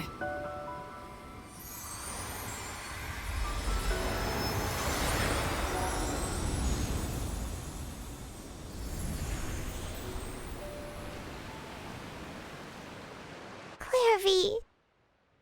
She left so soon. Paimon didn't even get to finish her story. I also have certain sentiments left unsaid. I wanted to tell her that the aurora I saw in Snezhnaya was just as beautiful as the ones in the pictures. But a shadow's memories reset at dawn. Had we delayed any longer, we wouldn't have had the time to say goodbye. Whatever regrets may linger, let them be lost to the coming of a new day. Father? It's Linny! Hey, Linny!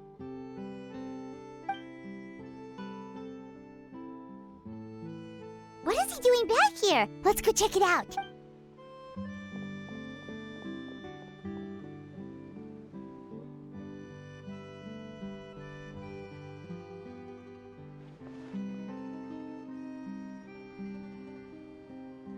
Father, the bottled flames have been administered. Filial and the others have left the house. And you? What have you decided? Thank you for giving us that choice, Father. But we never wanted to leave the house. It's the only home we've ever known. Lynette and Fremine feel the same way. They're recuperating back at the Hotel Bouffe d'été. But I decided to come back and— I'm sure you're well aware of the expectations I have for you. I want you to follow in my footsteps and become the next king of the house. Yet you seem to have different ideas. I must admit, I'm rather surprised by your decision to stay. There's nothing wrong with choosing to live a quiet life. Leading this organization is a heavy responsibility, one not so easily carried by someone forced onto the throne. I just never understood what you saw in me. What made you believe I was deserving of that throne? You're brave, talented, and, most importantly, you cherish your family. You would do anything to protect them, even if it costs you your life.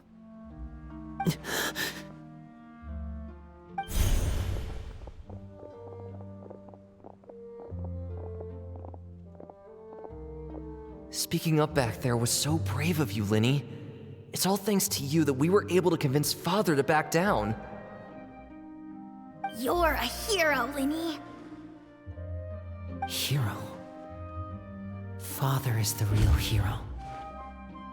Had Father gone all out during the duel, there's no way I would have walked away with my life. She must have had it all planned from the beginning, from the very moment she suggested a duel. I'm not deserving of that title. I'm not strong enough or smart enough. You're wrong. In my opinion, all you need to be deserving of the throne is conviction and the necessary strength to act on it. We may have different ideas of what it means to be a family, but you can hardly be said to lack conviction. What you truly lack is strength. For someone of your talent, though, that's something that will come with time. Even without that strength, you still chose to face me in a duel, even though the odds were stacked against you. That capacity to honor your convictions is what I truly see in you. Father. No one knows what the future holds, what tragedy or triumph may be in store. Being at the head of this organization requires the strength of will to face whatever comes. Caution will only hold you back. If reaching a certain standard were required to go after what you want, I would never have succeeded in killing my predecessor. Back then, there was still a considerable gap between our abilities. Strength may decide the ultimate victor, but those who let a lack of strength dictate their decisions or undermine their convictions will never be worthy of the throne. I understand, Father. Thank you. Children must grow up to surpass their parents. Only then can a family continue to flourish. The road ahead is not an easy one, so I'll ask you one last time. Are you certain you want to stay? You've done so much for me, Father, and that kindness must be repaid. Plus, with Project Stuja at hand, there are many dangers ahead, and I, for one, don't intend to back down. Protecting my family at all costs. That's my conviction. Then you're welcome to stay. As for Project Stuja, you need not be too concerned. If those cowardly businessmen and heartless dignitaries try to take us down, I'm prepared to teach them a lesson. Having members who longed for the light was our organization's last weakness. With those members no longer among our ranks, the House of the Hearth is like a spider hiding in the shadows. We need only wait for our prey to come to us. At present, our imperative is to use their plan to our advantage. In doing so, a crimson moon shall rise amid the frigid blizzards of winter. No demonstration of loyalty shall go unrewarded, and no sacrifice shall be in vain. As for the two of you, whether we meet again as friend or foe, I'll remember the camaraderie we shared in this moment. No matter how arduous the journey ahead, I hope we both reach our desired destination.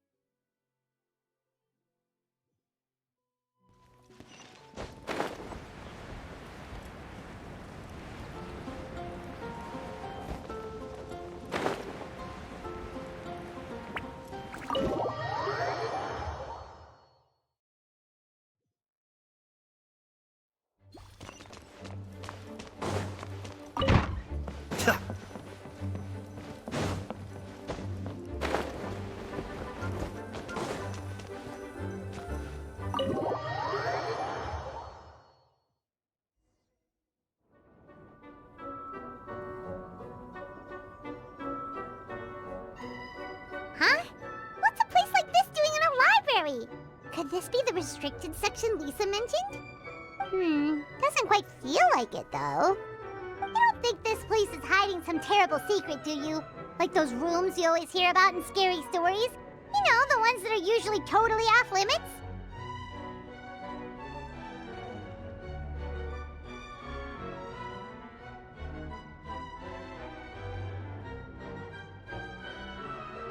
That's true. We just kind of waltzed in here. And it didn't seem like the lock had been broken or anything. Wait, hang on a minute. This isn't the door we came in through. Are we even in the library anymore?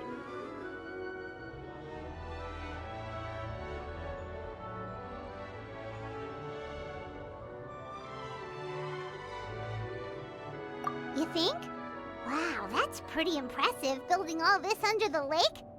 Wait, no, that's ridiculous. No way is that where we are. Too bad Lisa's not working today, otherwise we could ask her. Well, we're here anyhow, and this place doesn't look too dangerous. Why don't we just take a look around? New places are meant for exploring, after all. You gotta try all kinds of new things to become a good and experienced guide. Ooh, look, a stuffed wolf toy! So cute! It's so fluffy and soft. Wonder who left it here. What sort of guardian would be dozing away on the sofa like this? No danger in sight. Saw nothing means nothing happened. We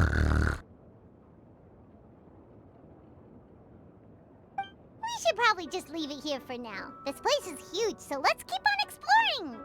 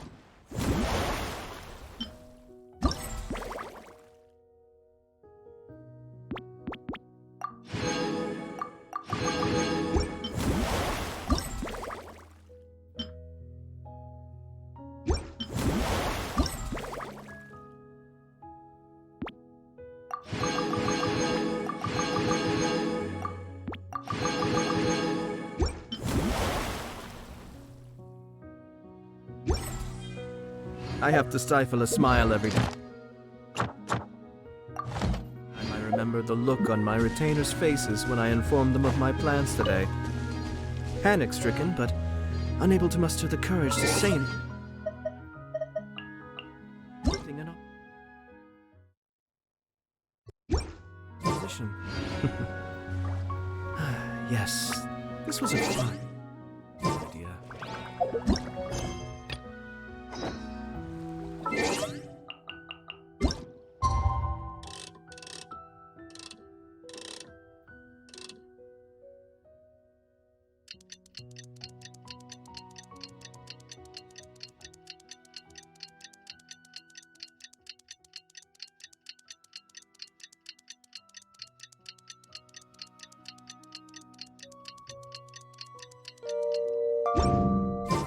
I'm sure I forgot. Didn't Linny say that Lynette and Fremine were recovering at the Hotel Bouffe d'été?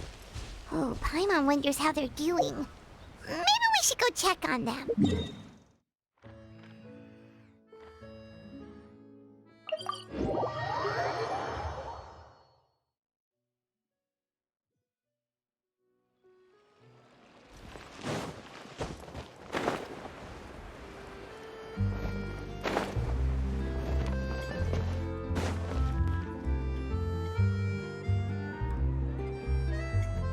Lynette? Fremine?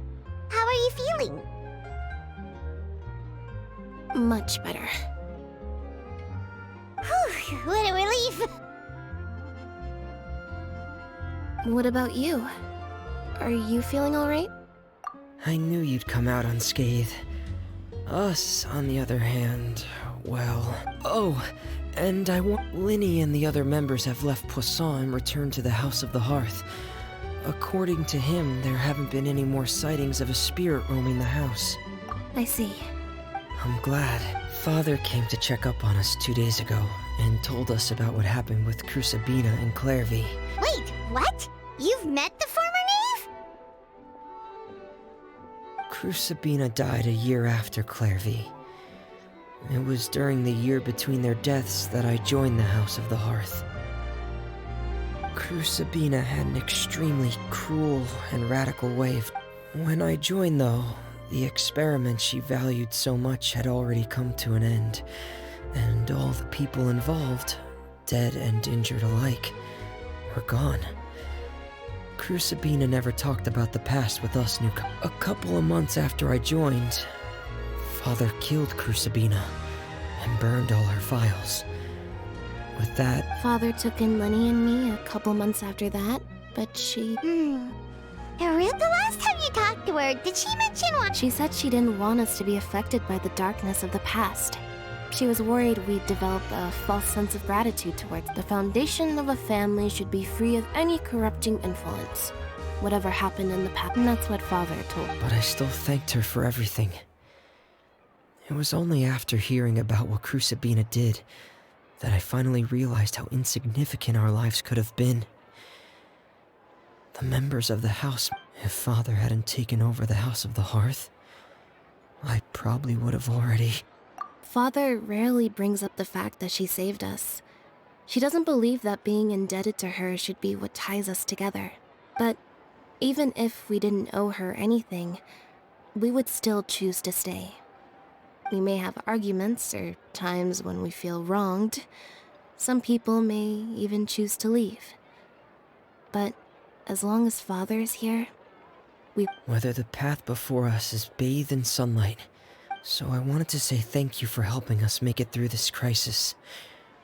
Without your help, I could have lost a lot. Oh, we didn't do anything, really.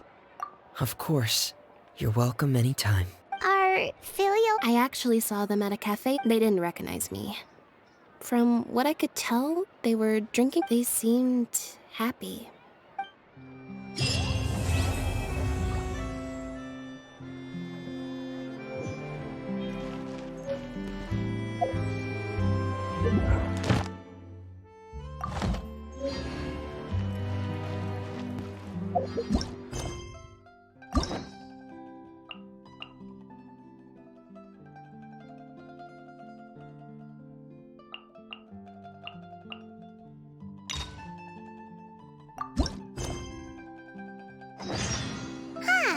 We haven't seen our Sumeru friends for a while now.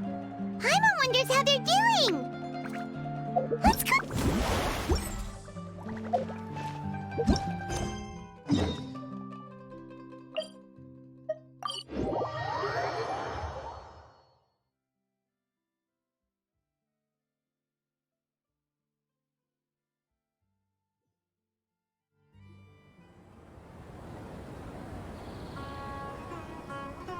Wow, the academia sure is busy during the day. But where should we go looking for people that we know? Traveler, Paimon. Cyno! It's been so long since we last saw you! As do you. You don't seem weary at all from your travels. If anything, you seem stronger. So, what brings you back here? Oh, nothing in particular. Paimon just saw a really big mushroom out on the road the other day and suddenly missed all our friends in Sumeru. Funnily enough, we were reminiscing about you recently too. It was at a group dinner. I look forward to hearing about your travels. Something tells me we must have a lot to catch up on. Really? You were thinking of us too? What? Indeed. Or as I call it.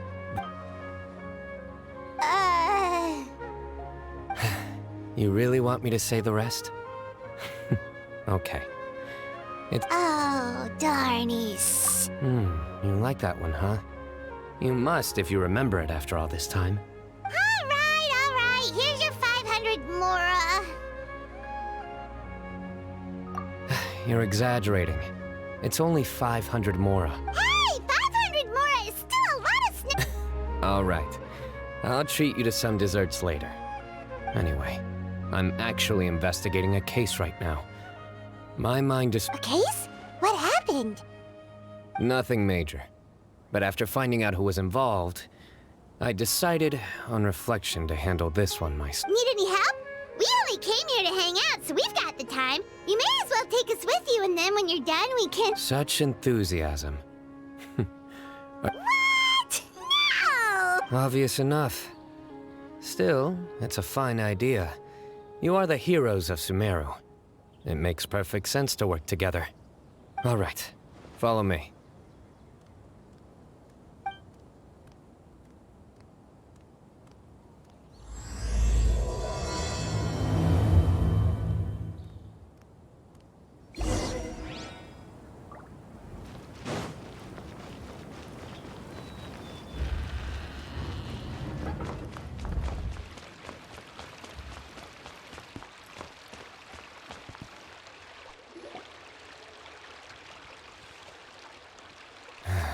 Do you see him? The old man flailing around? Oh, is he the one you wanted to talk to about the case? Correct. His name is Cyrus, a former Spontamod sage. He taught both me and Lisa. Huh? Cyno's teacher is in trouble? It's ridiculous.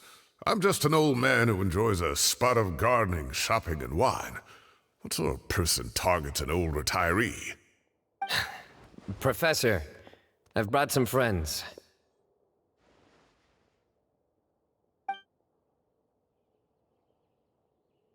Ah, Cyno.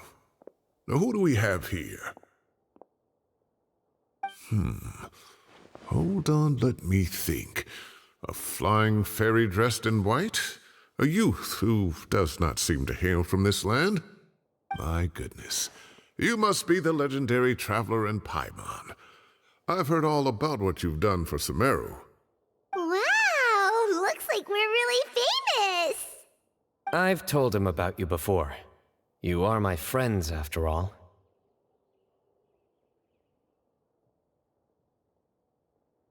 That's right. Let me summarize the situation. A couple of days ago, Professor Cyrus suddenly received a threat letter. A threat letter? Exactly. Who sends a threat letter to an old man like me, for goodness sake? This is the letter in question. Cyrus, I have uncovered your secret. If you wish to prevent it from going public, leave 10 million Mora at the back door of the cafe. Secondly, don't come looking for me. You'll never find me. But I will always be watching you and all of your secrets. Finally, if you dare to report this to the Matra, there will be consequences. Wow, they sure didn't mince their words. Clearly, this person must be desperate for Mora. 10 million Mora, what a joke. I'm just a single retiree with nothing to my name beyond the tomatoes in my garden. Where do people think I'm hiding 10 million Mora, huh? In my tomatoes? There were no witnesses, so currently the letter is all we've got. So, Traveler, Paimon, let's put our heads together.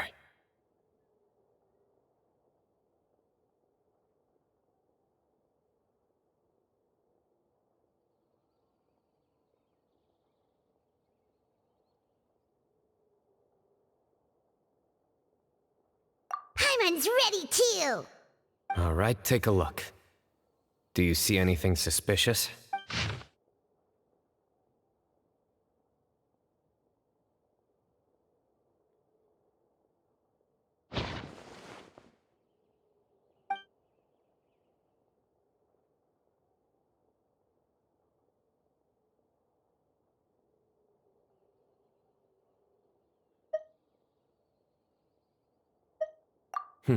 Very good. The paper has a rather rough texture. It's not the typical kind you see in most books. Another thing is, some of these strokes look kind of blurry. Could there be an issue? Possibly. And I bet the paper has something to do with it. Most of the paper around here is much smoother than this, and the ink is absorbed quickly so it doesn't run. This paper, meanwhile, it's very coarse-grained, almost as if it's made from some sort of plant matter.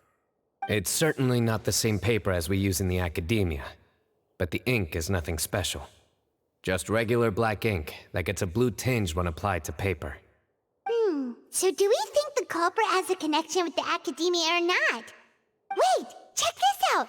Looks like this part got wet at some point. Agreed. The staining suggests it was a colored liquid, not plain water. It also looks like it was wiped. A colored liquid? Looks like we're thinking along similar lines. Let's go talk to Araf. There are some things I'll need him to take care.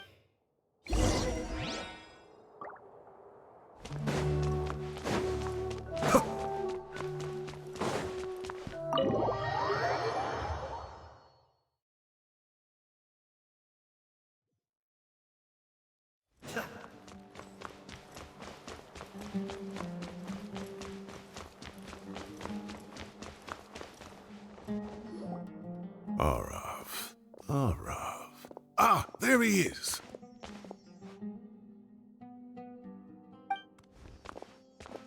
Mahamatra Cyno. Sir Cyrus. Ah, and the Traveler and Paimon. It's been a while.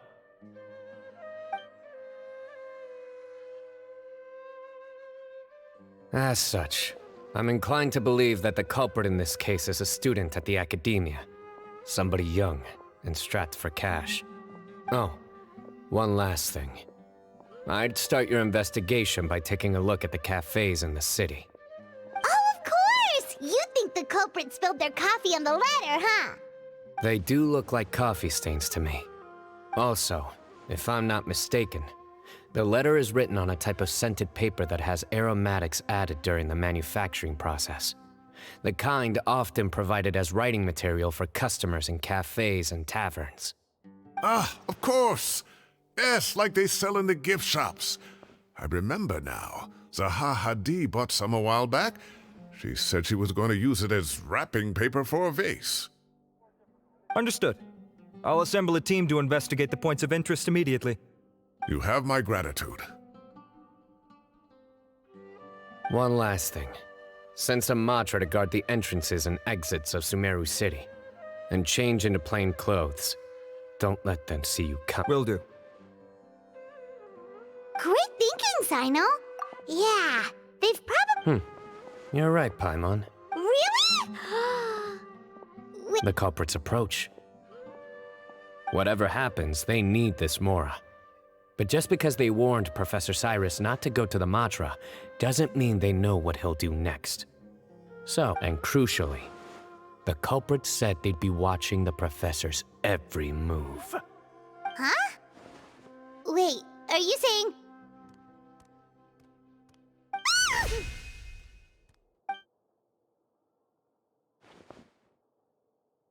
Found you! You wrote the threat letter! I don't know what you're talking about. What threat letter? I sensed someone was watching us from the shadows the moment we entered the House of Dana. You managed to stay relatively well hidden. For someone, there are a lot of people here, but we were looking specifically for Araf. Whoever followed us the whole way was likely to be the culprit. I was just listening in, that's all. You smiled when Araf left. Is smiling a There are coffee stains on the letter. You mix some coffee with water. Closing off the exits to the city doesn't affect you, because you already live here. And as long as the cafe was a red herring all along, you can't pin this on me! I haven't— Really? Then what? The innocent have no reason to fear the Your heart's racing, and your eye— I would never— Don't try anything or you'll pay the price. Well, that was over... You're telling me.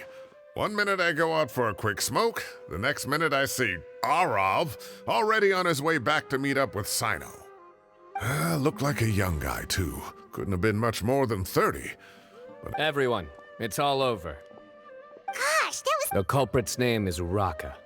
A 16-year-old student in the Rataoish Huh? 16? Cyrus thought he looked 30-something! We checked his records. He's 16, a third-year student. But he looks so old. Yeah, seriously. Foolish child. He's too young for the criminal life. What the devil drove him down? We questioned the culprit regarding his motives. He, Oh, just spit it out. Very well. It's our understanding that Araka is a mediocre student who has been underperforming in his classes. He started taking extra tutoring. Down on his luck, he went to the tavern for a drink and overheard some people chatting about Sir Cyrus's comfortable retirement. They mentioned that he's always arguing about his tomato. Some old woman on the street? Goodness gracious. Has that rascal attended a single one of his classes? That old woman is Kasharwar's very own professor, Zaha Hadi. How can he not know who Zaha Hadi is? Is this going somewhere? Oh, right, yes. So another thing. We don't just argue about tomato plants. And what are they trying to insinuate by comfortable? Maybe it's more the fact that you have the time to grow vegetables. Araka mentioned he'd heard a rumor, alleging that Sir Cyrus illegally obtained a large sum of money from the desert before retiring, and kept it for himself instead of Araka believes this money to be the reason why Sir Cyrus hasn't kept up with any academic research or other projects since his retirement. Oh, Araka. I'm at a loss for words. I'm so angry I don't know. People make up rumors all the time. I am quite confident that Professor Cyrus has never embezzled a mora in his life. Arav, you'll have to find some excuse to interrogate Araka again later. I completely understand how you feel, Sir Cyrus, but I'm afraid that course of action Professor. Oh, come on. Okay. The Academia will determine the appropriate disciplinary action against the student. And as for the individuals spreading rumors about the professor's obsession with tomatoes and some old woman on the street, there could be a slander case here. The Matra will continue to investigate. Who said I'm obsessed with some old woman on the street? Mind your wording or you'll start a whole new rumor. You seem confused. Uraka is just a young boy who made a very rash and very stupid decision based on some groundless rumor he heard. Besides, all it costs me is a little reputational damage. Please rest assured, Professor, that the Yes, I have no doubt about that. But as a former educator, I'd still like to have a serious conversation with... Correct. We looked into the family. Both parents are merchants and they're often away on business. They've never taken much of an active role in their children's lives. Oh, what a mess. You don't have to seal the evidence away yet, do you? I'd like to have that letter back for the time being if possible. We have to show them how serious... The relevant authorities have already reviewed the evidence and are now discussing Araka's punishment. You can hold on to the letter for now. Just make sure to return it. Oh, so you'll be able to... Give or take. Cases like this... Very good. Well, thank you. My apologies, Sir Cyrus, but I have... Ah, I see. Well, that's a pity. But Cyno, you have to come. And isn't Tainari in... Wait, you mean Tainari? He is. Tainari's master, Sir Nephis, called him and Kale to the Academia to help out on a Though I must say, I'm surprised you're extending an invitation to Tainari. Did you do something to offend Sir Nephis? Don't be outrageous. Nephis offends me all the time. Anyway, hurry up and fetch Tainari. I'll head over to the tavern with the trap. Go on now.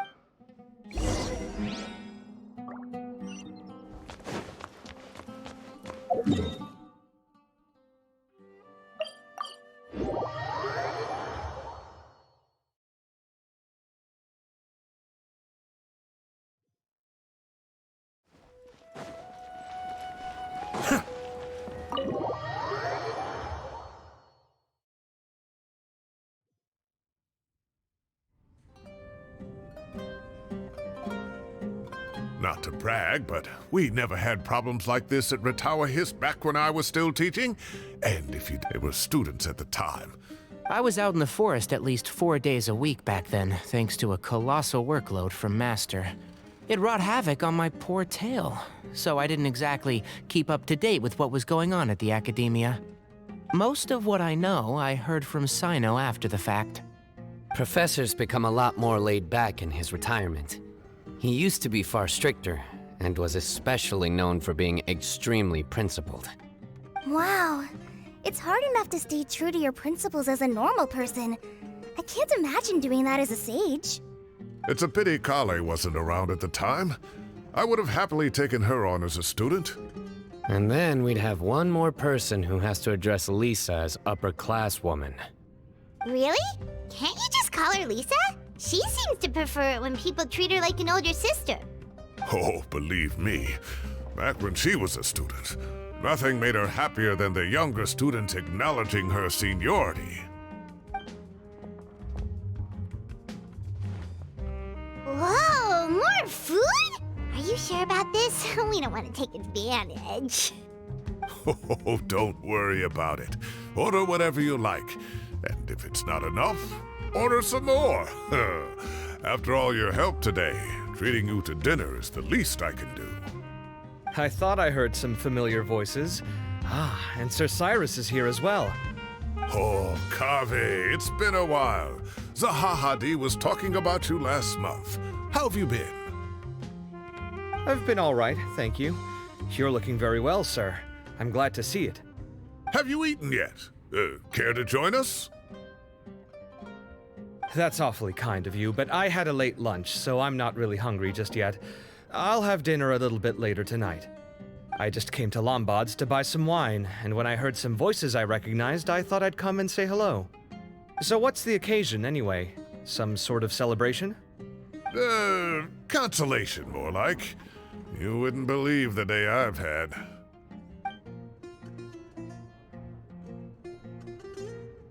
Sounds like things have really gone downhill since I was there. My whole time as a student, I've never heard of anything remotely like that. I can't believe how young the guy is. Oh, what are his parents going to think? Young people are always more susceptible to making rash and ill-advised decisions. Their minds are still developing. It's just an unfortunate fact of life. But still, this boy has some nerve. Just look at what he wrote. Oh, it makes my blood boil. Wow, yeah. Jeez. I will always be watching you and all of your secrets. And then he just followed you into the house of Dana? If this were my son, he'd get the scolding of a lifetime. Oh. Luckily, I'm also an extremely principled person. Kaveh! Your order's ready, sir! Coming! I'll have to get going. Have a nice evening, everyone. I'll catch you all another time. Okay, bye-bye! Here I am. The coffee beans are in here too. Yep, it's all there.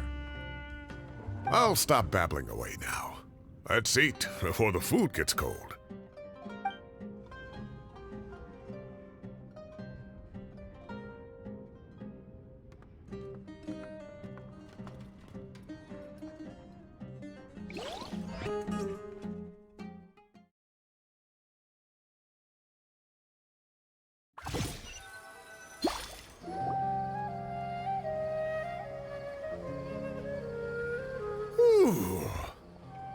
Oh, too tasty. Paimon's belly is about to explode. Oh, mine too. I'll have to walk. Thanks for dinner, Sir Cyrus. Master Tainari and I will bring you some homemade herbal tea next time. Well, I look forward to that. In fact, could I trouble you to bring a little extra for the other old folks? No problem at all. I'll pack some up and bring it over. I'll see you all later. I better head home now and tend to the crop. Good night, Professor. Don't let those tomatoes keep you up too late. Hey, my tomatoes are serious business. I am not about to be beaten by Zaha. Anyway, I'll be leaving now. Don't stay up too late now, children. I bid you all a good night. Take care, have a All right. Now, we finally have some us time. What do you mean, Well, I was talking with Tainari and Kale, and since we all have some free time, We thought we could all go camping together. Think of it as our way of welcoming you back to Sumeru. Camping? Oh, that sounds fun! Paimon's in! Wait, no! That's my job! Don't take it away from me. You don't have to play the hero when you're out with us. This is your— Everyone, let's meet tomorrow afternoon at the riverbank to the southeast of Gandharvaville. No need to bring anything. We've already packed everything for the trip. Just bring your delightful selves and prepare to have some fun. You got it! We'll be there! Great. Then we'll see you tomorrow.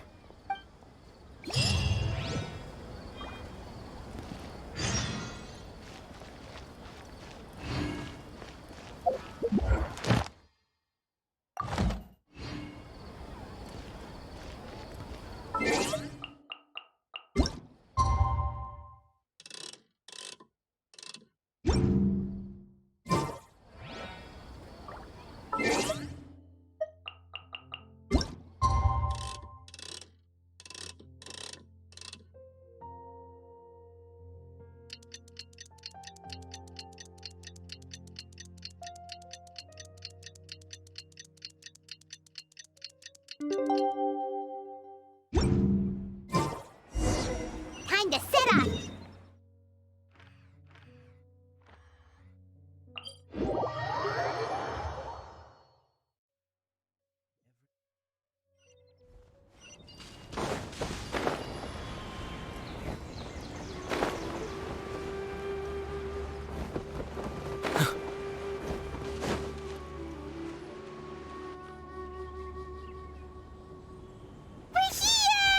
Wow, you guys are ahead of the game. You set up the tents already. I'd say we're right about on schedule, actually. We were aiming to have them set up before you arrived. Traveler, Paimon, let's go fishing together. Whatever we catch, we can grill for dinner tonight. You got it! Dinner's on us tonight!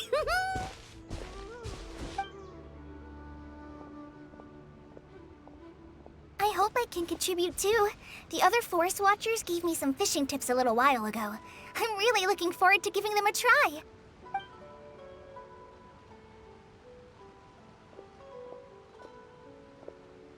I saw some very appetizing mushrooms in the area, so I gathered a few for us.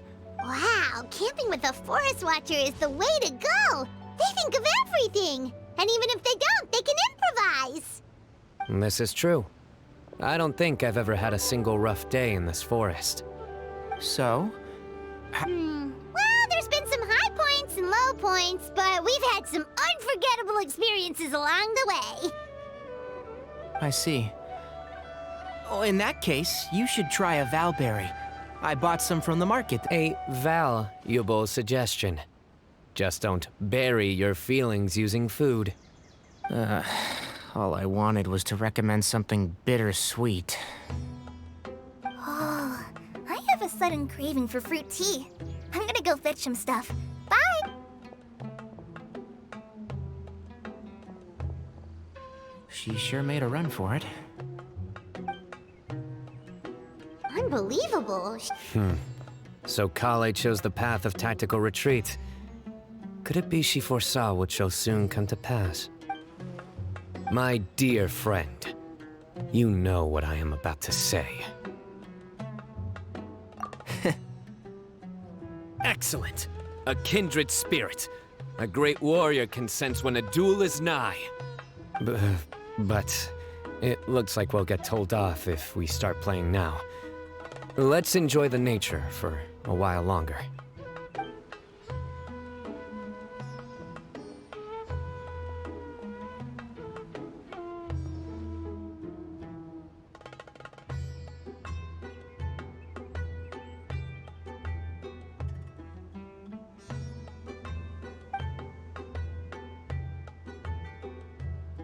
We got a bite!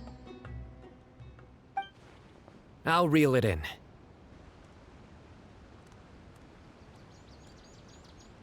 Firewood, spices, snacks, and drinks. Everything...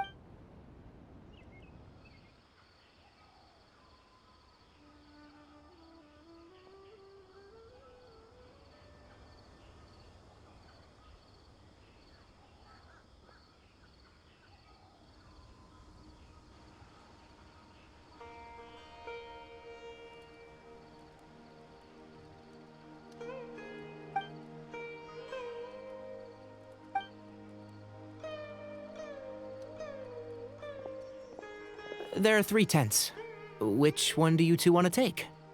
How about the one on the left? Well, Paimon just thinks the ambiance here is a little better. True. But it's also the closest to the wall. Well, that's no good. Anyone would think you were sealing the gates to King Deshret's mausoleum. Excellent. Then this tent will be... I'm back! How's your appetites? Ready for the barbecue? Always.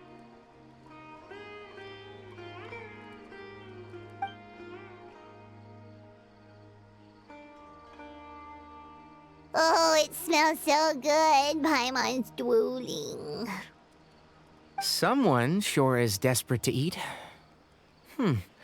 I think... Wait, what?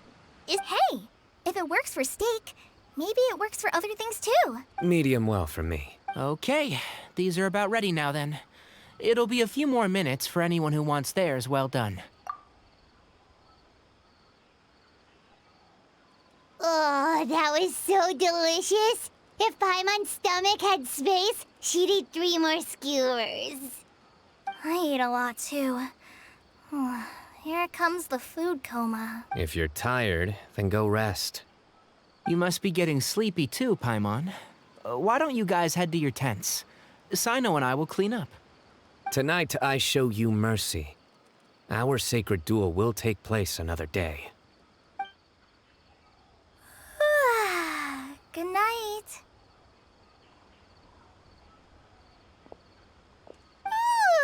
Paimon's struggling to keep her eyes open. Oh, don't forget this. The Staff of the Scarlet Sands. Wait, you were actually being serious about that? It's a very powerful weapon. Try it. Paimon can't even lift. Fair enough. Yeah, Paimon's sure. We'll be fine. And even if we do get an uninvited guest in the night, Paimon will be here to take care of the traveler.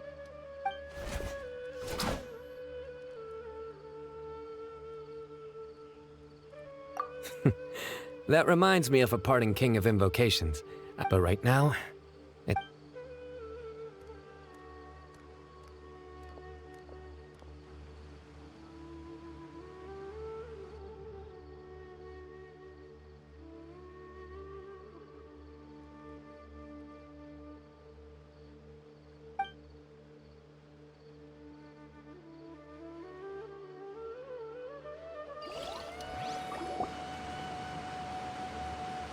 I think they should all be here.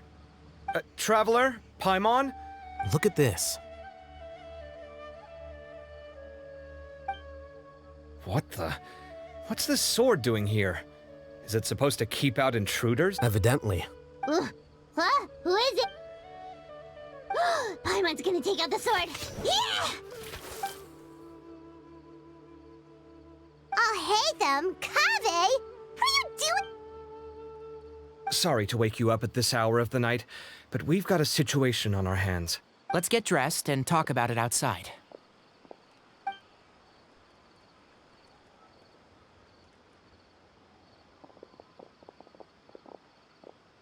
Something has come up. And since it pertains to Cyrus and Cyno, I deemed it a... Whoa, back up. Let's start from the beginning.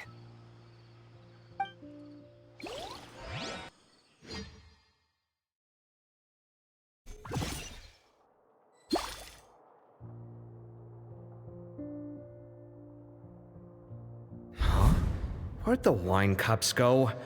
I could have sworn I left them here after I washed them. Ah, there they are. I'll have a cup too.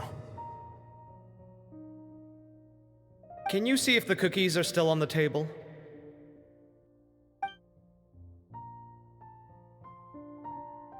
They are. And so are the fruits.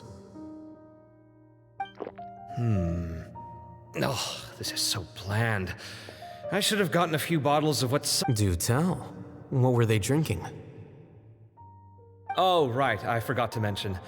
So, I ran into Cyrus yesterday evening when I went to the tavern to pick up some things. He was hosting a dinner for Cyno, Tighnari, Kale, and the Traveler and Paimon. Anyway, they got a bottle of Lombard's new vintage for the table. At least, I think that's what it was. It looked pretty good. You know what it's about, right? 16-year-old kid tried to... I heard some people talking about it on the streets, yes. Didn't take them long to catch the culprit. The sages are probably dealing with the... I wonder what Sir Nephis and the others will make of it. Oh, Cyrus showed me the extortion letter, too. It was crudely written, but the paper had this beautiful pattern on it that I've never seen before. Really caught my eye. Give me a sec, I'll sketch it out for you.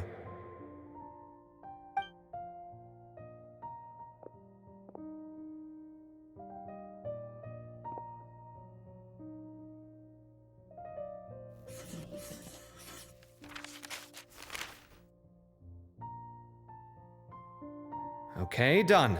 Take a look. You see what I mean? I don't think I've ever seen writing paper like this around before. God knows where the culprit got it from. Interesting. These are all motifs associated with the tribes of the desert. What? Really? Take this, for instance. Looks like an outline of a spire, similar to the kind found on some ancient palaces. And the crisscrossing and mirroring here, I recognize that too. It bears a striking resemblance to an ancient emblem, one that hasn't been used in a very long time. Whose emblem is it? It's the emblem of the Temple of Silence.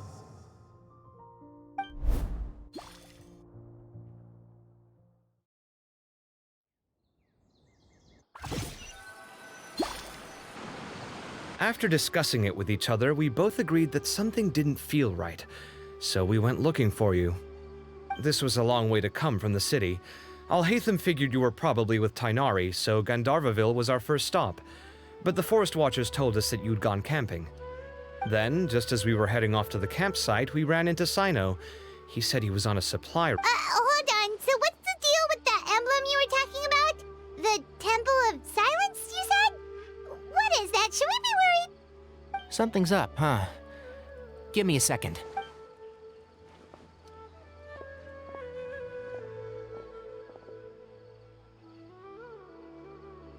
So you've never heard of the Temple of Silence? Well, to put it simply, it's an organization that has existed in Sumeru for over 1,000 years. These days, you can find a Temple of Silence office in the academia. Theoretically, it's responsible for the custody and disposal of information and documents not fit for public dissemination. At least, that's what they tell the outside world. In truth, it's essentially a vestigial institution nowadays. There's an office with their name on it, but it's functionally obsolete. Historically speaking, the original Temple of Silence is said to have been established by Hermanubis, one of the 7 pillars of King Deshret and the greatest of all sages. Most of the organization's members hailed from the desert. By contrast, none of the Academia Temple's current members are from the desert region, nor do they use any symbols connected with the desert folk. So the Temple of Silence at the Academia is just a fake? Wow. It's possible. The real question is, why? My guess is they're covering something up. So, how do you know all this? Sounds like some pretty top secret stuff. Did you forget? He did a stint as acting Grand Sage, and kept the pay raise even after he resigned. Oh, yeah! Paimon did totally forget about that. So you took the chance to read all the top secret documents while you were acting Grand Sage, huh? If you're asking me whether I familiarized myself with the documentation in my office, I would respond... So much about this doesn't make sense. Why did the emblem of the Temple of Silence appear on a threat letter from an academia student to... The student's only 16, and doesn't have any family ties to the desert. So where could he have seen that emblem, or gotten the paper? You said you ran into Cyno, yes? Yep. He ran off as... Given that Cyrus is involved, he's probably halfway through solving the case by now. Still, we should try to catch up with him. At this hour of the night, Cyno will probably... If the Academia's Temple of Silence really does exist just to cover up the truth, the sudden appearance of this emblem can't be good. It's sure to stir up trouble. We should pay a... Yes. As the Sage of Amorta, my master ought to know the truth about their office. You can ask him to tell you what he knows. The more information we have, the better prepared we'll be for whatever happens there. If this situation is connected to the real Temple of Silence, the emblem has to be part of a bigger conspiracy. Kale, could I trouble you to send a message to the Core of 30? Tell them to keep an eye out for Cyno and Cyrus. Traveler, Paimon. Sounds like a plan. Let's go. Cyrus has been living in the city lately. He rented a place near the field so he can keep an eye on his tomato plants. Then let's go look for him there.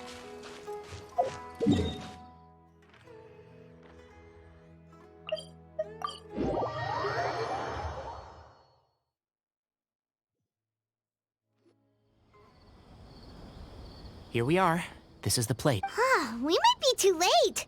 Looks like nobody's home. Oh, Cyno moves fast. If he was here, he's probably long gone by now. I know that voice. Is that Tainari I hear? Ah! Professor Zahahadi!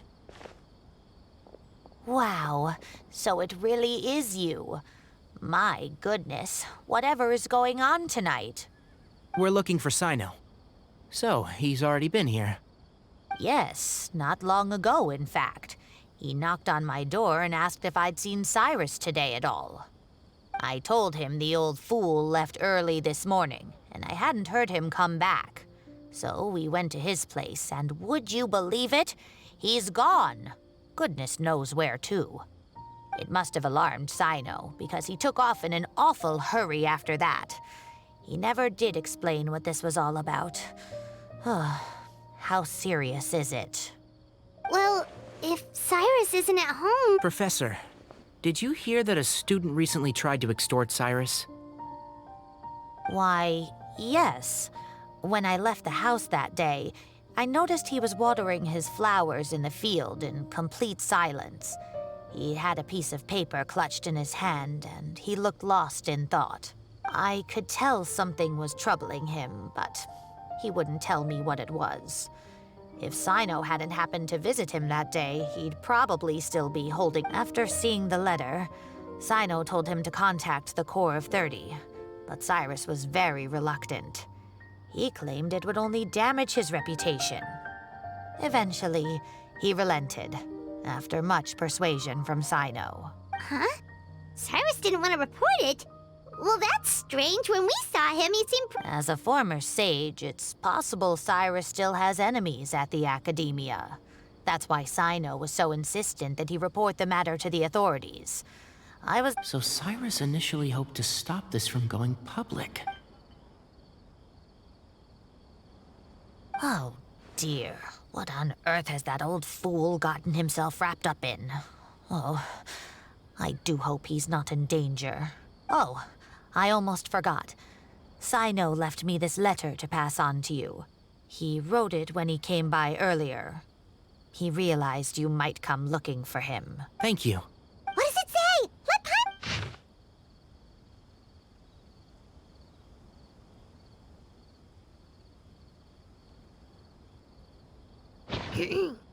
My friends, this is a rather complicated state of affair. Unfortunately, I cannot disclose more than that. I ask you to understand and accept that I had to act alone at this stage. Don't come after me. Yep, that sounds like Cyno. Thank you, Professor. Please do not worry. We will do all we can to protect both Cyno and Cyrus. Traveler, Paimon, let's head to the Academia and regroup.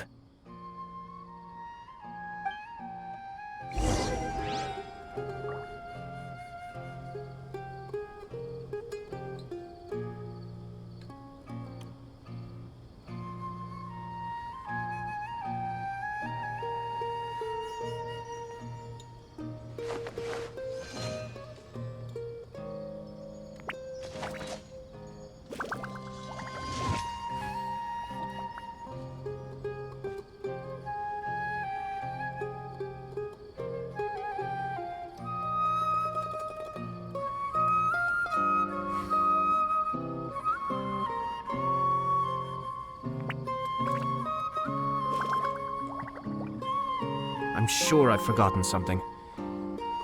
Not to worry, I'll simply send someone to fetch it.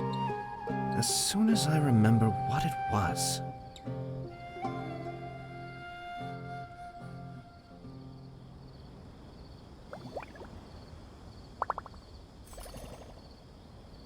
Ah.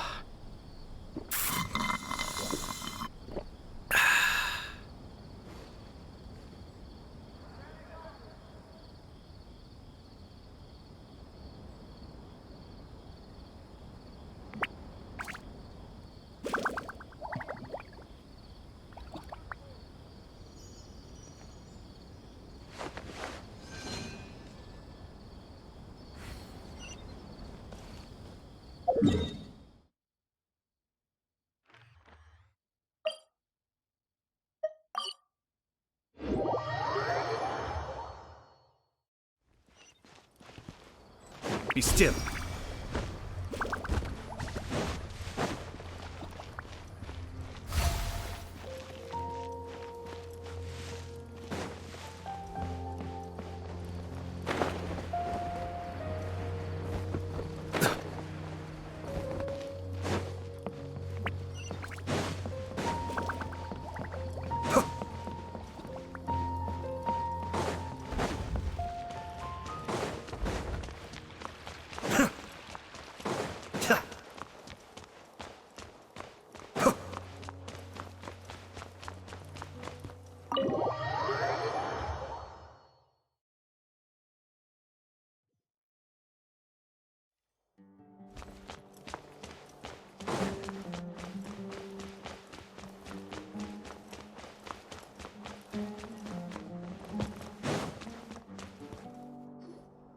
You're here? I thought you were going after... I guess you We went to Cyrus's house. No one was there. Cyno got there before us, but he was long gone by the time we arrived. He didn't say where he was going? No, he left us a letter and told us... Can't say I'm surprised. Typical Cyno. Anyway, some updates on progress on our end. I drew the emblem from memory again, but in more detail this time. I checked some ancient texts for a similar design.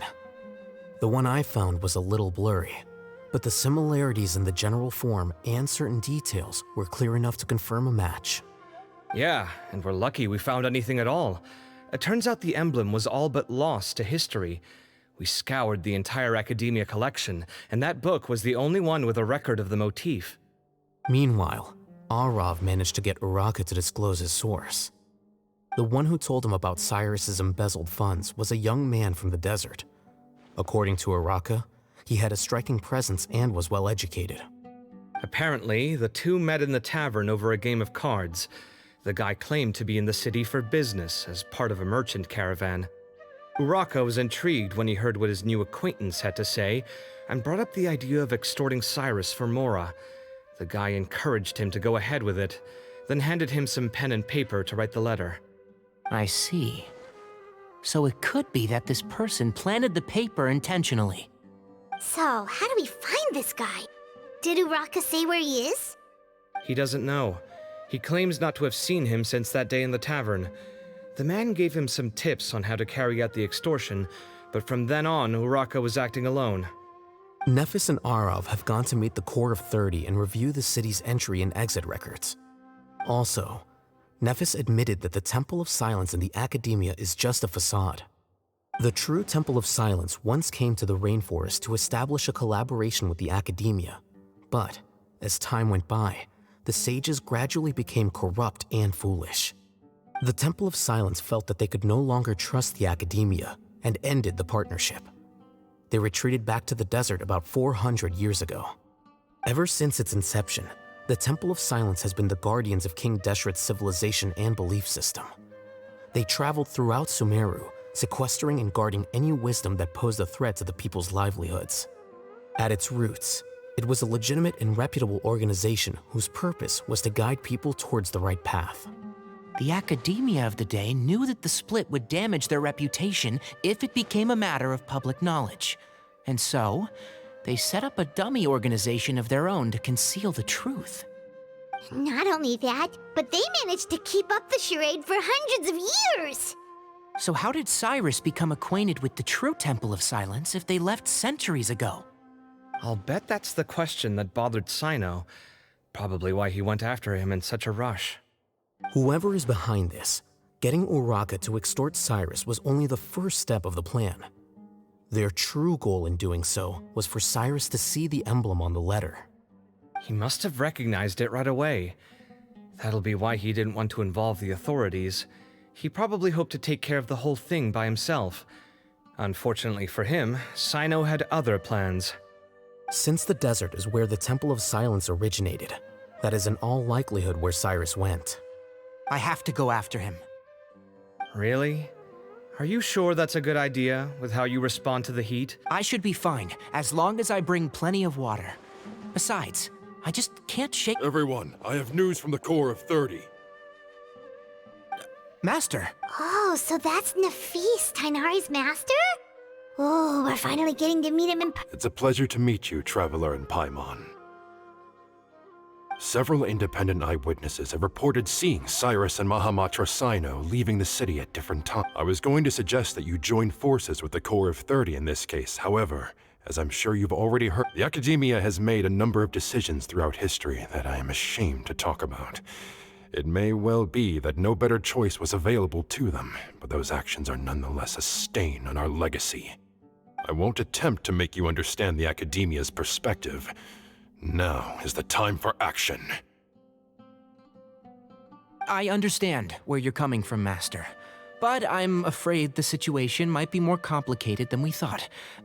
I think we need to keep a low profile, or risk making things worse. Good point. If Cyrus is involved with the other side, everyone. Need our help? Whatever you— Really?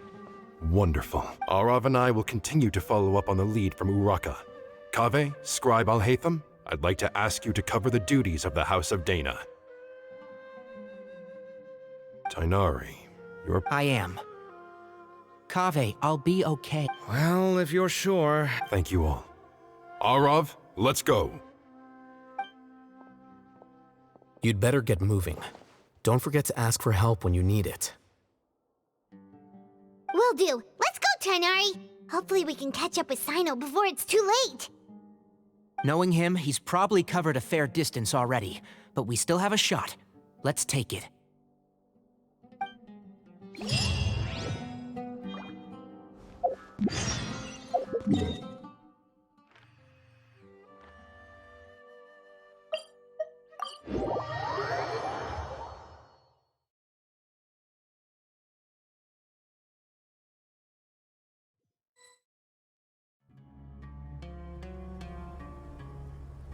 Okay, we made it to Caravan Ribat. Maybe we should ask the nearby guards if they've seen— Hold on. Look over there. Is that Dia? You sure you want to brave the desert alone? I mean, it's your choice at the end of the day, but still. It's not my first time. I'll be fine. Cyno! If you're really going to go through with this, then at least take our advice. When you're packing for your trip— Makes sense. Thought we might find you here. You're trying to retrace Cyrus's steps, aren't you? Didn't I tell you not to come after me? Well, sorry, but we never agreed to that. Why would you go off on your own like this? Nothing personal. It's just a complex— Takes a special kind of person to get Cyno chasing them all the way out to Caravan Ribat. But why so coy today, huh? You only gave us his age and description. Why can't you reveal his name? Is he Sumeru's most wanted or something? Oh, also, hey guys, it's been a while. Dia and Candace! So nice— You're looking well. Glad to see it. Candace and I came to Caravan Ribat on business. We ran into Cyno as he was asking about some elderly gentleman's work. Some people say they saw him. Guess he stood out as an older guy heading into the desert alone with just a sumpter. That's gotta be one heck of a story. Cyno, it's okay if you can't tell us anything about the case, but let us know how we can support you. We're here to help however you need. The more people we have working on this, the quicker we'll be able to find the person you seek. No, it's not that simple. If I'm right... We spoke with Zaha Hadid. From what she said, it's pretty clear that he wants to try and solve this on his own. It sounds like this is far more Still, if he started from Caravan Rebot, the chances are that his route took him past our village. He may as... My thanks to you both. Come on. No need to get all serious. Just buy a round of drinks next time we're all in the city or something. All right, so, you all... Yes, we'll handle it from here. Thank you again for your help. I don't take it for granted. All right, then we'll leave you to it. Just remember, if you change your mind and need some And don't think you'd be imposing. You can depend on us. Don't worry, we'll keep him out of trouble. Cyno should count himself lucky that the Traveler and Tainari got here when they did. What was he thinking, trying to play the lone? The desert tests the character of all who enter it, and only those with wisdom and courage shall prevail.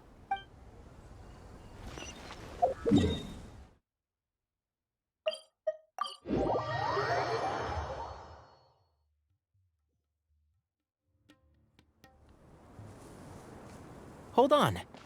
There's a few things I'd like to clear up. Go on.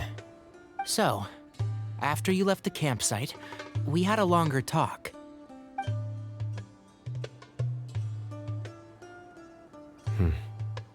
Clearly, we've only scratched the surface of the Temple of Silence question.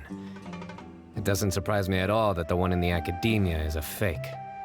Do you have any connection with the Temple of Silence? I do. I trust you're all aware of the spirit that gives me my power. Hermanubis, the original founder of the Temple of Silence. Due to my unique constitution, I was put through a number of trials in the desert when I was younger. Later, I met the professor, and he brought me to Sumeru City. But my memory of that time is hazy. I can't recall much. It's a good thing that Kaveh noticed the emblem on the letter. Without that, I don't know if we would have connected the dots and realized there was more to this case than mere extortion. I did not recognize that symbol at all. Whether that's because I've never seen it. Yeah, you're right. Thank goodness for Kaveh. But Cyrus must have recognized it right away, right? Otherwise, he wouldn't have had any qualms about you reporting it. Oh, maybe his connection to the Temple of Silence... I suspect so too. Professor has never once mentioned the Temple of Silence in conversation.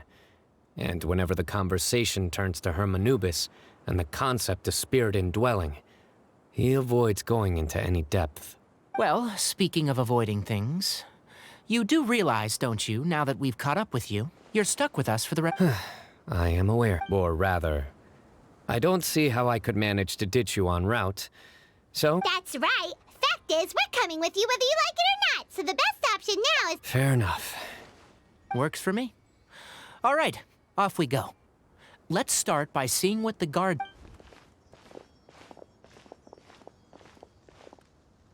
Hello. Mahamatra. I'm looking for someone. So I'd like to confirm any recent foot traffic in and out of Aru Village. A man matching that description passed by Aru Village not too long ago. He stopped by to load up on food and water and feed his sumpter beast, then he was on his way. Where was he going? Let me think. He took a seat by the entrance of the village for a while, and had a brief chat with the person who came to deliver the water. He said he was headed somewhere near an oasis, but he didn't mention which one. Do you have a map? I can mark out the direction he was heading and the best routes to any nearby oases. I have one. Mark away. Great.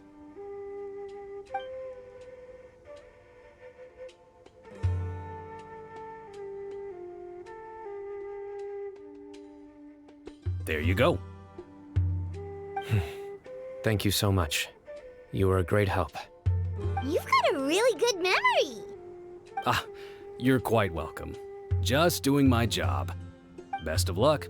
I hope you find him soon.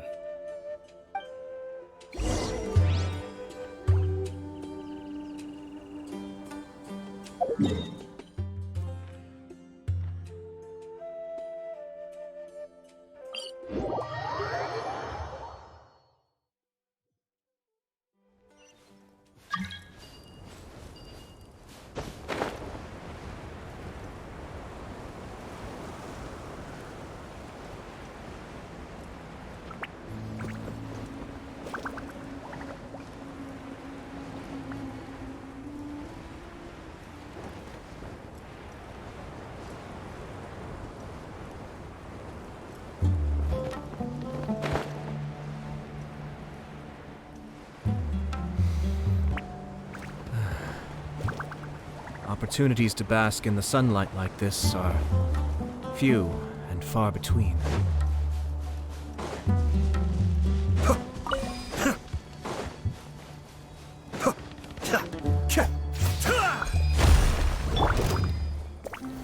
Gather! Shine down! Cascade!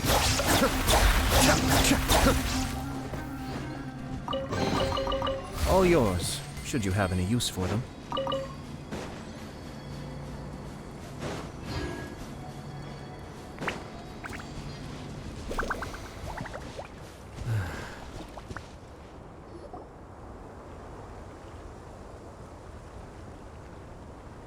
Hold on.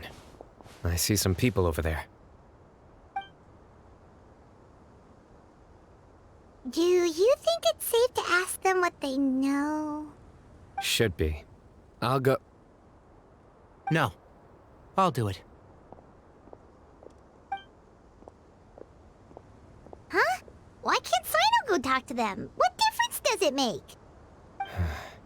Given my background, appearance, and the way I dress, I might not be the most welcome visitor here. Just in case, it's probably better to let a more neutral party handle things.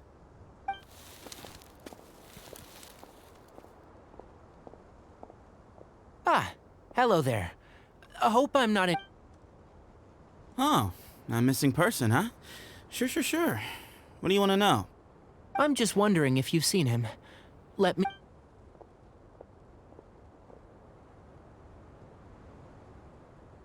So, a silver-haired guy in a long robe, culture type with thoughtful eyes. He'd stand out like a sore thumb around here. Yeah, sounds like the kind of guy we'd remember if we... He's looking behind me.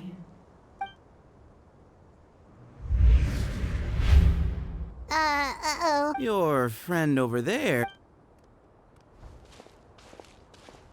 Hey! Aren't you Cyno, the General Mahamatra? Yes, that's me. You don't seem surprised that I recognized you. It wouldn't be the first time. Oh, you're the one looking for the old... I have a bad feeling about... Someone's on... No need to hide it. I understand why you're wary of us. I thought you were a group of merchants. Seems I was mistaken. Your henchmen don't look like much, but something tells me they put up a better... Hey! Hear that? Suits me. As long as I get... Just cut to the chase already. Come with me. All of you. Don't you want to find a silver-haired, long-robe, culture type with thoughtful eyes? So you know where he is? Just follow me.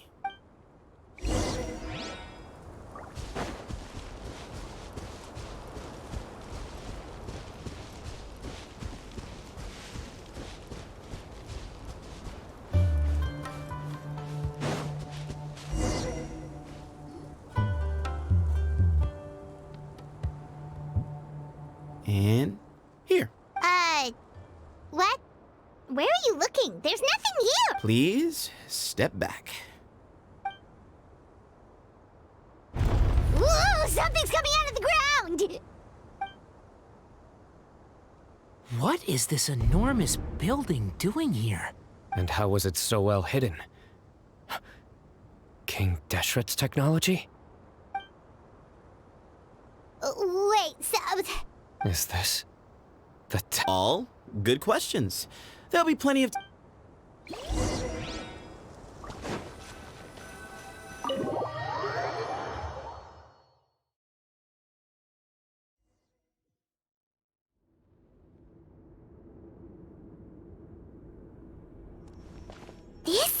not what Paimon was expecting to find in the desert, especially not hidden right next to an oasis. Oh, Paimon's scared. They must have kidnapped Cyrus. Do you think this is the What's wrong?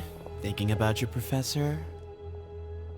I just hope for your sake you haven't done anything you might regret. Me too. Hope I haven't done anything to incur your wrath.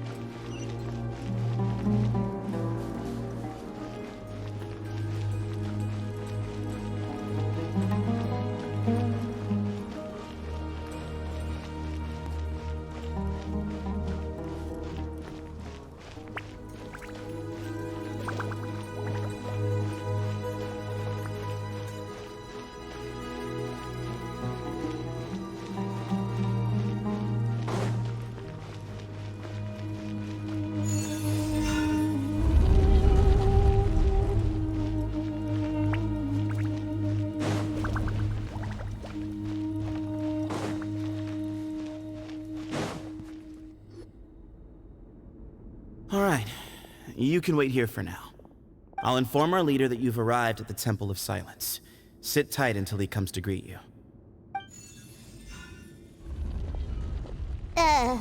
So he's just gonna leave us here unattended? They can't have been at the oasis by chance. They were waiting for us. Whoever the leader is here, they were obviously counting on us showing up. So this is the Temple of Silence. After leaving the rainforest, they hid themselves here? Hey, look! That guy's coming back. Don't worry. Someone will come and call for you. What's your name? Sorry, guess I was so delighted to see you, I forgot to introduce myself. My name is Sethos. I'll be here if you need me, but I'm not planning on answering all of your questions. Other than that, you can occupy yourselves. So we're free to... Yep. I mean, Cyrus is here. And unless I've misunderstood... He's right.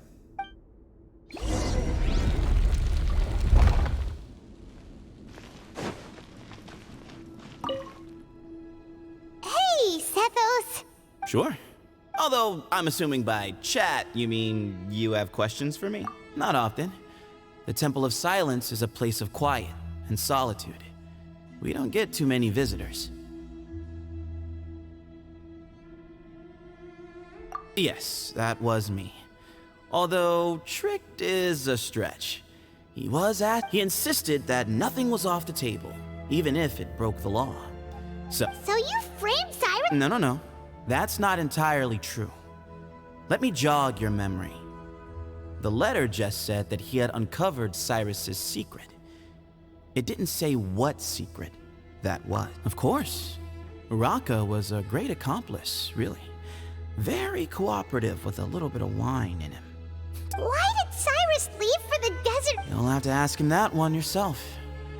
Certain thing, all you need to know is that he recognized our emblem, and it was his own choice to take the bait. What kind of question is that? He's the General Mahamatra. Everyone in Sumeru knows who he is. Right, but back at the oasis, you can't have known who he was for sure, or you wouldn't have asked him. So, what we're really asking is...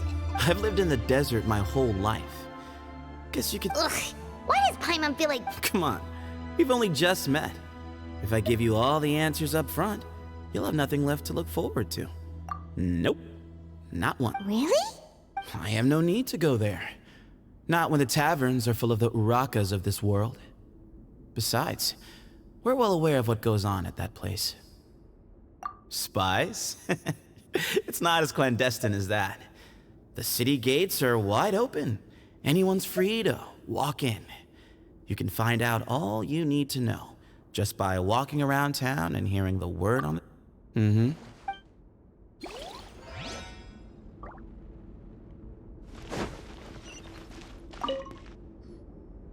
never imagined that the true Temple of Silence would be hidden somewhere like this. We've passed through these parts before, but never noticed anything. That's King Deshret's technology for you, I guess. It borders on the miraculous. We should be wary of our hosts. Still, at this point, we can be confident.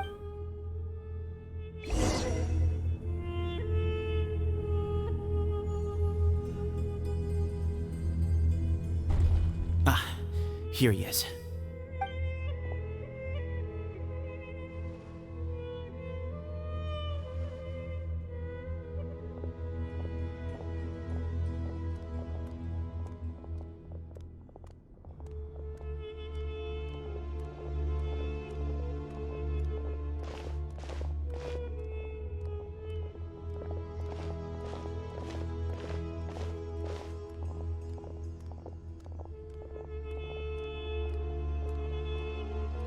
Grandfather, the person you wish to see is here.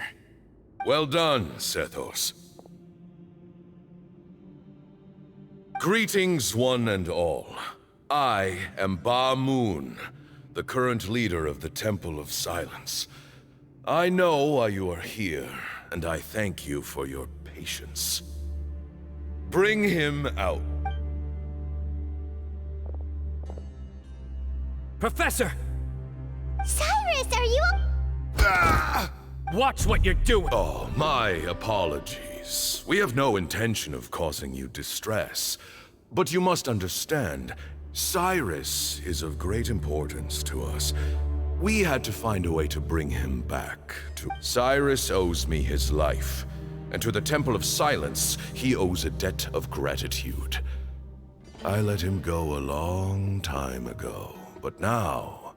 I wanted to end my feud with this old bag of bones before just leave, Cyno. This is a matter between us two old men. So that's why you didn't want to report the letter. Some things in life catch up with you, no matter what you do. You shouldn't have come, let alone... Cyno didn't make us do anything. We came here for the same reason he did, to rescue you. We'd appreciate you telling us the truth. My secrets are secret for good reason. You're afraid, aren't you? You can't bring yourself to speak of your past deeds to the students you nurtured as if they were your own children. You recognized our emblem because for many years you lived among us. Indeed, you all but became one. You knew as soon as you saw the letter that we, not Uraka, were the ones speaking to you. It threatened you only because you know what you did. For you, Cyrus, are a traitor. You once shared your learning with us, and joined us in our mission to revive the might of Hermanubis, to bring new hope, new opportunity. But then you betrayed us. You bargained for your independence with your past contributions. And then you left, taking with you Hermanubis' might and the wielder of his power. We both know what I said to you that day. That as the leader, I grant you permission to leave, but that one day, the sands of time will catch up with you. And when that day comes, you must pay the price you owe. Hermanubis' might? And the wielder of his power? Does he mean you? The moon is right. He rescued me from the brink of death once, many years ago in the desert. When he learned that I was a scholar, he invited me to come here and revive the might of Hermanubis together. It was a great, daring plan, and one shrouded in secrecy. The Temple of Silence had been bereft of Hermanubis for too long. The strength of its faith and its... Bamoon proposed that we implant bar fragments, shards of Hermanubis, into the bodies of suitable many believers volunteered themselves for the experiment. But we soon discovered that the bodies of grown adults... One other child was identified as a suitable vessel, and his parents agreed to release him into our custody. in exchange for a small fortune. These two children were our only hope For many years, the Temple of Silence had been in possession of 2 Ba fragments from Hermanubis. As remnants of his raw power, the test subjects were sent into a room that had been prepared for the ceremony and instructed to approach the Ba fragments, whose power had been amplified. If, after some time, this power did not repel them, this would mean that they were suitable vessels. The original plan was for a 3-stage experiment: resonance, implantation, and recovery and observation. The resonance stage went quite smoothly for both candidates. As the 2nd stage began, I realized a decision had to be made. Should we implant the fragments one at a time? This would allow us to monitor the results after the first round and adjust our plan accordingly. Or alternatively, we could implant each, but as I was deliberating, both Ba fragments suddenly became active. They glowed with a light we had never seen before. I knew that if they were not implanted right away, they would... Our 2 vessels had both displayed great promise by successfully resonating with the fragments. Under the circumstances, the thought of implanting both fragments into the same vessels to preserve our faith and our power. Ultimately, In recognition of your past contributions, I chose not to send someone to hunt down and kill you both. Your lives were spared. I have always wanted to see you, Cyno. Losing you and your Ba fragment dealt us. I see.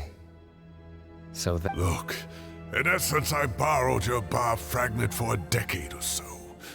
And now you are seeking, but you cannot lift a finger against Cyno. I'm sure you don't remember anymore, dear Cyno, but you've met us all before. You and he, Sethos.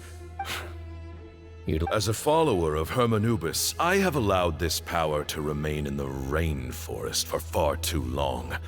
Now, it is time to reclaim it. That power is not yours to reclaim. You are wrong. Cyno was chosen, but he was not the only one. So those are your terms for freeing the professor? Despise me all you want. My sins are my own. The Temple of Silence is an innocent party.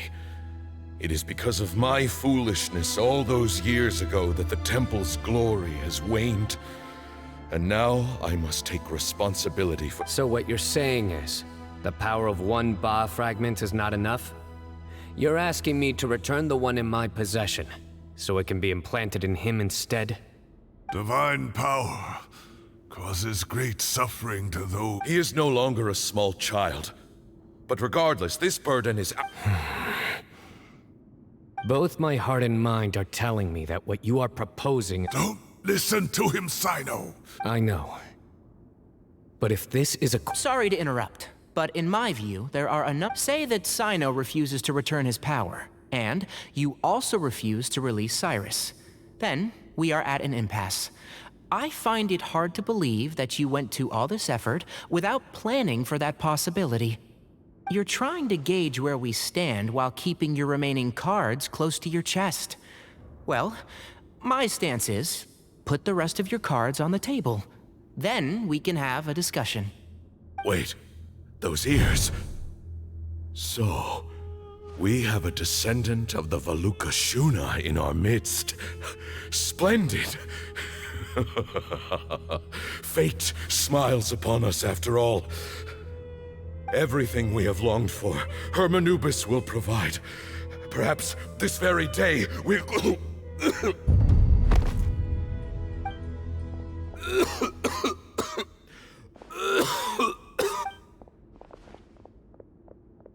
Why is he coughing so...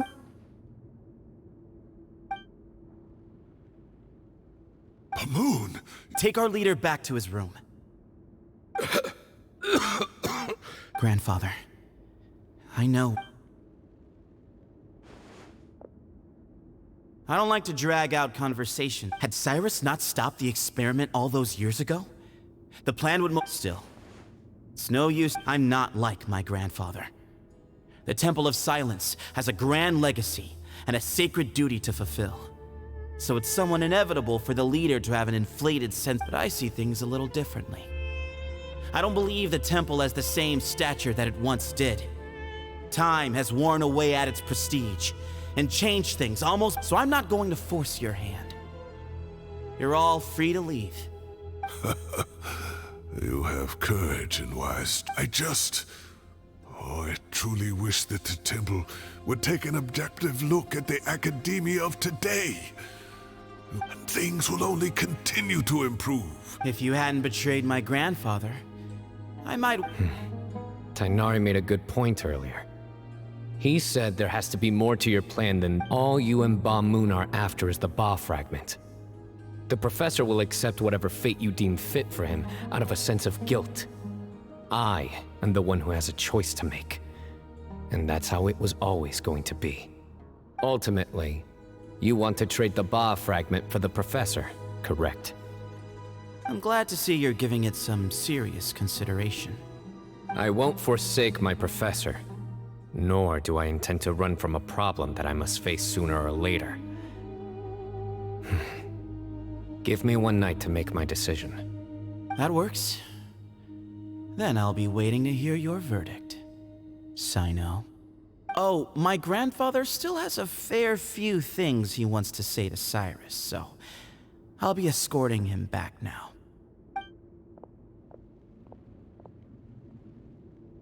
Are you sure about negotiating with him? I need to think this through. Everyone, let's meet again later. All right, well, don't put too much pressure on your...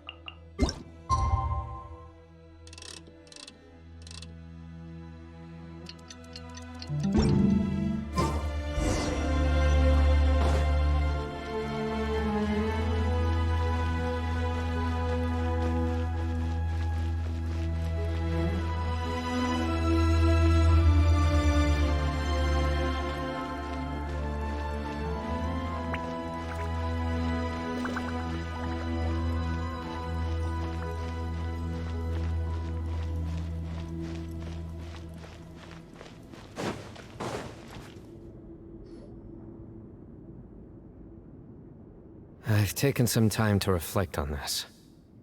If I had to guess, Professor Cyrus came to the desert knowing that he would He's a stubborn man who tends to double down when he feels strongly about something. We won't get anywhere trying to convince him to escape. I agree. My master Nephis says the same. So that's... You've heard all you need to hear about the Temple of Silence. So on that, I don't have anything to add. My own memories of this place are hazy, though. Probably something to do with the overpowering presence of the Ba fragments. I do remember having some fleeting moments of profound emotion when vague images would appear in my... I was still young then, and all I could understand was that there was a strong will inside my mind. The power that came to inhabit my spirit was probably one of the cornerstones of their whole faith. So if the will... You're not gonna give in to their demands, are you? Surely there has to be another way! No. I have no intention of returning it. I need this power to protect Sumeru. But the temple has the right to make the final decision over its fate, since it belongs to one of the 7 pillars of King Deshret. So I will challenge them head-on, and win the right to wield this power. This reminds me of something Alhaitham mentioned to me just before we left. He said that the Temple of Silence was originally founded by the ruling elite of the day. Traditionally, such organizations are bound by a strict and ancient code of nobility. Kaveh has made similar observations about the desert tribes from his work trips there. He says many of them have their own internal rules. They talk about the importance of never dishonoring their tribal bonds, or the rules laid down by their ancestors. I think we could turn that to our advantage. Go back to them with a proposal. Wow, and just like the— Looks like we have the same idea. Turn it back on them now while we still can, in terms that they cannot refuse. That's how we win this. Great. And I know just how to start the conversation. Let's go find Sethos. We'll...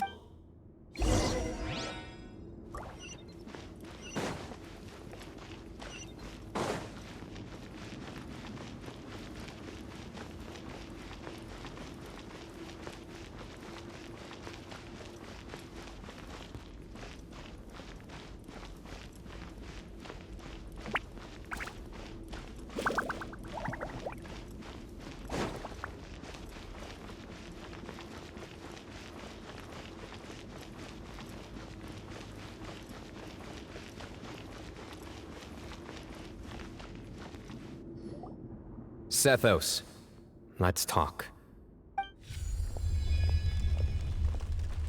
Have you made up your mind? We'll get to that, but first, I have no objections, although we do have our own... Follow me. Keep your voices down.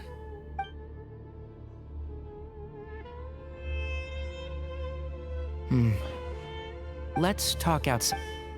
Bamoon has fallen into a deep coma, and his prognosis is quite grave. He appears to have sustained a serious injury in his youth, which has been exacerbated over the years by the heavy burden of work and now by the effects of old age. Regretfully, I must inform you that Yeah. You're his heir, aren't you? You clearly have a lot of respect for the man. So tell me how we can end this on your terms. Yeah, there's no time to— You know, the two of you are actually in a very similar predicament right now. Right, and you didn't create this— You're right. We both look at this problem. I accept, Cyno. This all began because of Hermanubis. Legend has it that when Hermanubis first arrived in Tuletula, he sparred with the city's residents. He and his 2 companions proved their mettle by fighting over several days. That group of supporters were some of the first members of the Temple of Silence, and the sparring matches were enshrined as one of our— Sounds very fitting. I'm in. As a fellow vessel of Hermanubis, your ties to the Temple of Silence run 3 against 3. However, I have some additional terms. As the challengers, you must win all— Letting Cyrus leave with one of the Ba fragments was a mistake, made by my grandfather out of pity. It is a long-standing— None needed. If I win, the Temple of Silence must— If you win, I'll return my power to you. It's a deal. Then let's meet at the—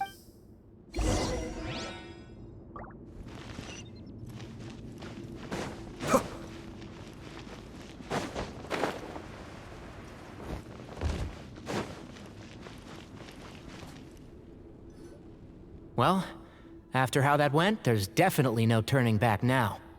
There never was. Turning back hasn't been an option for me since the moment the professor slipped away to return to the desert. You have to win. You need this power, both as General Mahamatra and for yourself. Yeah, that's right! Besides, it stayed with you ever since you were a small child. Surely that's a sign it thinks of you as its rightful owner. Both as General Mahamatra and for myself. Yeah, when you put it that way. I've had to overcome a lot to tame this power and claim it for myself. Not everyone could have done that. Exactly!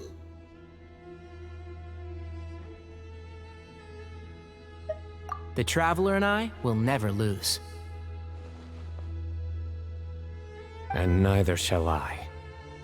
The desert was home to an ancient and great civilization that, for a variety of reasons, fell out with the civilization of the rainforest. It's just as Dia said. Prejudice has pushed people apart. But there must be personal factors at work here too.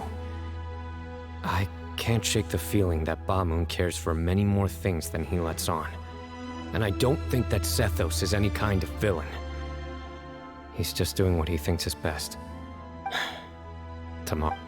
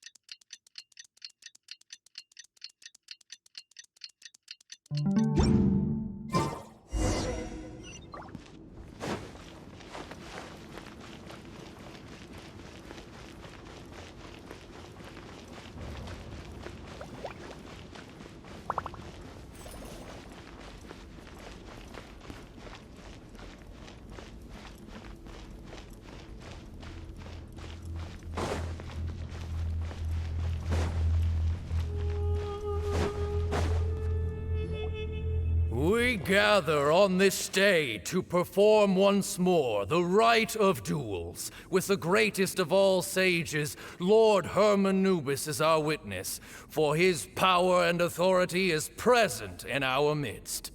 This is our most sacred of ceremonies, and no disruption from the audience shall be tolerated. It is incumbent upon all to observe the duel with the utmost respect and reverence throughout the proceedings. Representing the Temple of Silence, the Defenders.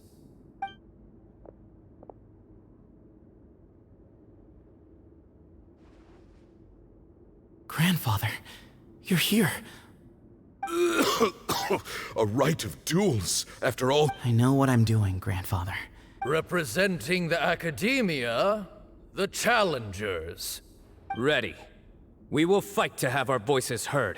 Warriors, take your positions and decide on the order of battle. We come not to debate what brings our challengers here, nor what will become of the defeated duelists. Duelists, the might of Hermanubis himself is at stake here. Now, fight. Fight until the rightful victor is proclaimed! Huh? Are you sure? I agree. He's very strong. Sending him out... Okay, then you're... Sure. We have decided. So have we.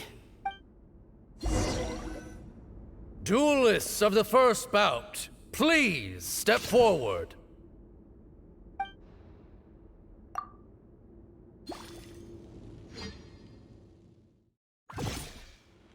Don't forget, safety first! Hey, you there! You better play nice with them, or Paimon will make you regret it! Little bit too much chatter from the audience over there.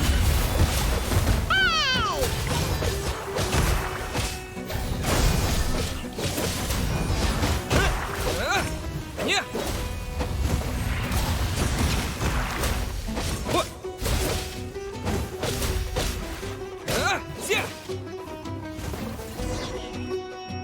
A swift end to the first bout. I now invite the duelists of the second bout to please step forward. When you're both ready, you may begin. Let's begin. Watch out! He drank plenty of water before the bout, so he should be fine.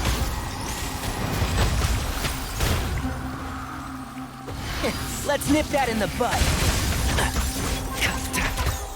Keep up.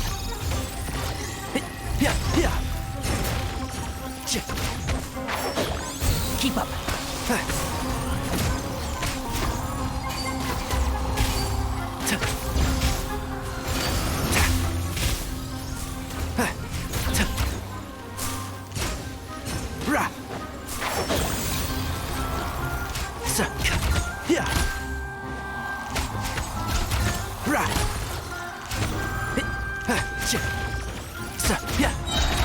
I hear everything.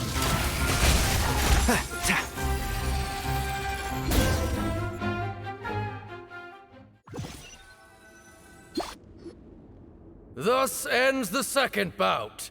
We will now move to the third bout. Duelists, please step forward. I'm ready. So am I. This is the final stage of the rite. I remind you both that the terms you agreed upon in advance, when you're both...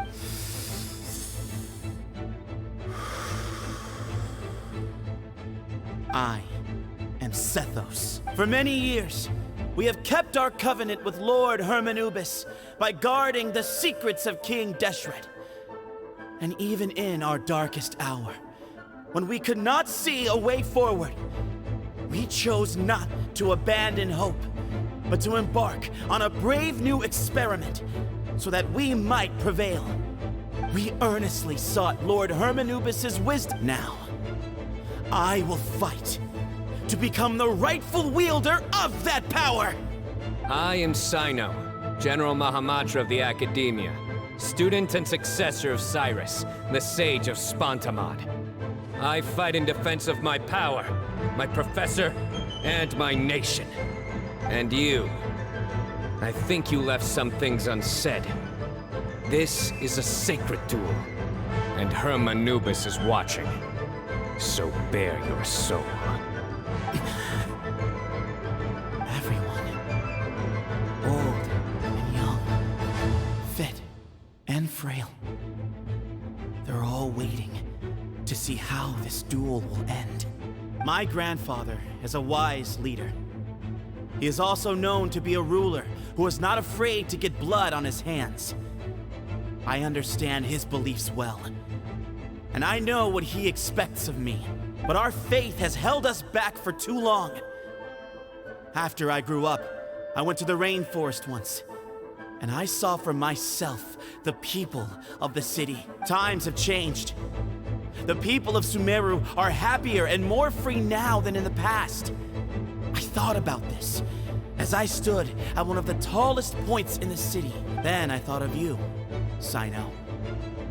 You and I both wield the same power. Yet the lives we lead, each Ba fragment of Hermanubis stands for something different. Might, glory, and one of many other secrets that have yet to be revealed. I once thought that the nature of our fragments must be what makes us so different from one another. I am more than just a warrior. Exactly. The name Hermanubis has left its mark on both of us, shaped the course of our lives. We are his vessels, and yet we are more besides. So show me your answer, Cyno. Show me I can be more than my faith, more than the power I wield. Show me. Bring it on!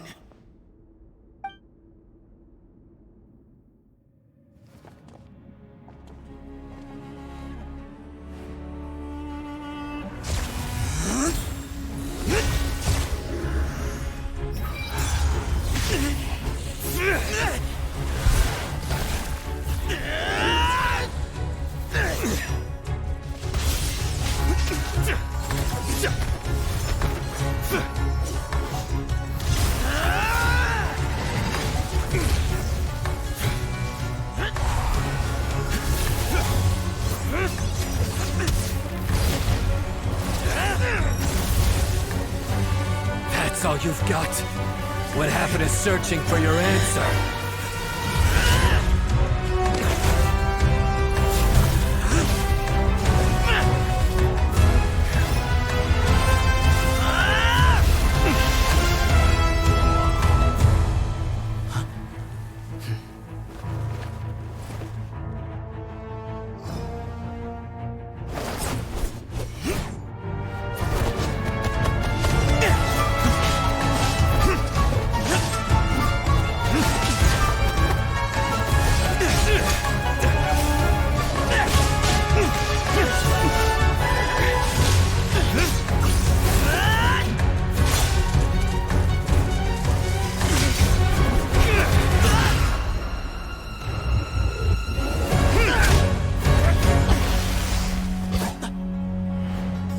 fight's over.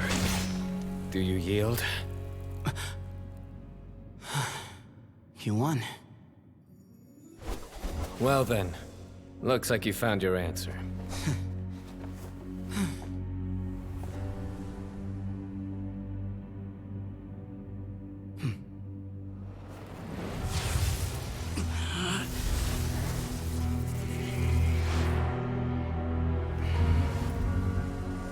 I give his glory to you.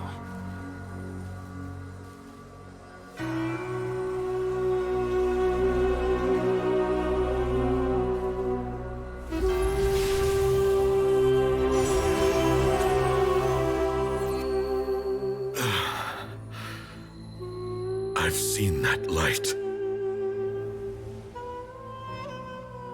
That is the light of our Lord, the great Hermanubis, priest over all other priests. His spirit dwells within that lightning, and his will lives on. Once a warrior of Tynar, he emerged from the barren desert sands to serve the god king Al-Ahmar. After the death of the god king, Hermanubis gathered his followers and the Tynarian priests and led them to the city of Tule-Tula. There, they founded the Temple of Silence, and from that day forth, we became stewards of all knowledge that survived from King Deshret's civilization. Barely a century passed before war ravaged the desert. One by one, Eremite leaders took up arms against each other in battles that would devour what little remained of their civilization. Only the wise city of Tule-Tula was spared under the guiding hand of the Tynarians. But peace did not last. Coveting the knowledge of King Deshret, the beasts set their eyes on Tule-Tula. The king of Gurabad laid siege to the city and ordered the sages to surrender to him the Temple of Silence as proof of his victory.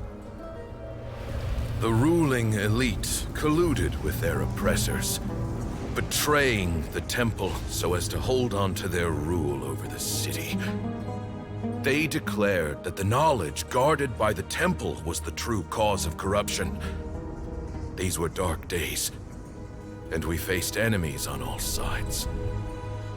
Our Lord had long since exhausted his strength, keeping the forbidden knowledge introduced by King Deshret at bay.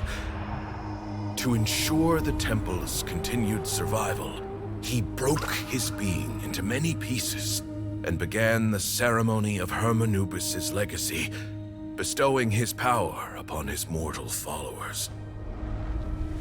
With this power, the temple was able to defeat the tyrant's army. Yet, we were not hailed as heroes. Strange and unfamiliar as this power was, it struck fear into the people's hearts and drove them to reject us. In the end, the people of the temple and the Tule-Tula Tynarians left the city for good and made their way to the rainforest. What followed next was inevitable. The elite of Tule-Tula fell and were decimated. War engulfed the desert. And we wandered from place to place, always in hiding, all the while keeping close watch over our secrets and staying true to our mission. Betrayal forced us out of the desert and into the forest. Then mistrust drove us from the forest into the desert once more. We have lived in exile for far, far too long. Yet, today, the Temple of Silence has borne witness to the glory of Hermanubis once more. Thank you.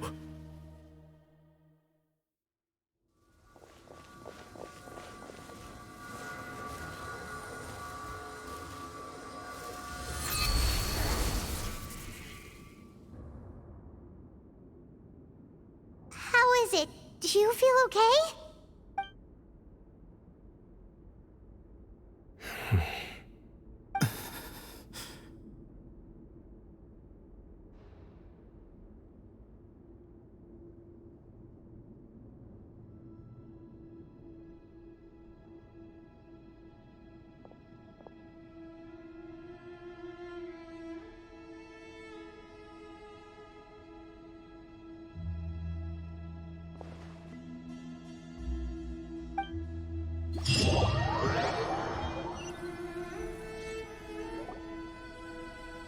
Grandfather.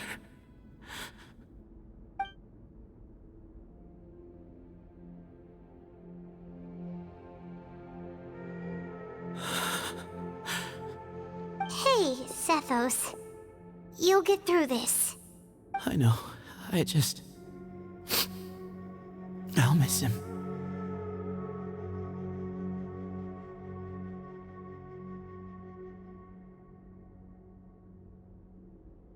I guess you were prepared for this. It's been a long time coming, huh? Yeah, he's been on death's door for a very long time now. I think it was only through sheer willpower that he managed to hold on to this point. At least, he was able to see this chapter come to a close before he passed. What's next for you? Per my grandfather's last wishes, the Temple of Silence should submit to whoever possesses the largest number of Hermanupis fragments. That entitles you to be our new leader, Cyno.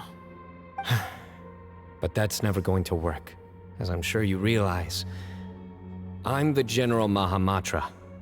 I am needed back at the Academia. I did foresee this possibility, and I gave it some thought. The fact is, I know next to nothing about the staff, records, and environment here. As such, I am ill-suited to be your leader, Sethos. Were it not for this duel, or indeed if you had other intentions, the Ba fragments would most likely be in your hands by now. I do. Still, I didn't think Bamoon looked very surprised by the final result. Well, in any case, since the Ba fragment Sethos, I would like you to succeed Bamoon as the new leader of the Temple of Silence. But doesn't that render everything? No, it doesn't. This experience has allowed us to become friends, which means that the Academia, that's a much bigger deal than you might think, Sethos. You said yourself, times have changed.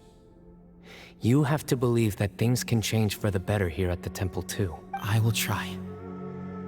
Actually, part of me wonders whether Bamoon's intentions from the very beginning was just to create enough pressure that way. No matter who won, one of us would have to surrender our Ba fragment. And had you won, the Temple of Silence, and were I to win, he correctly anticipated that I wouldn't suddenly drop everything to become the leader of the Temple, much less integrate. He knew that the Temple's future would depend not just on the guidance of Hermanubis, but the support of the Academia too. His plan meant that whoever ended up succeeding him, they would have an easier time interacting with the Academia. With one single letter, he lured out the professor. And here I thought the General Mahamatra wouldn't care for all these. You're absolutely right. Grandfather and I considered this from every angle.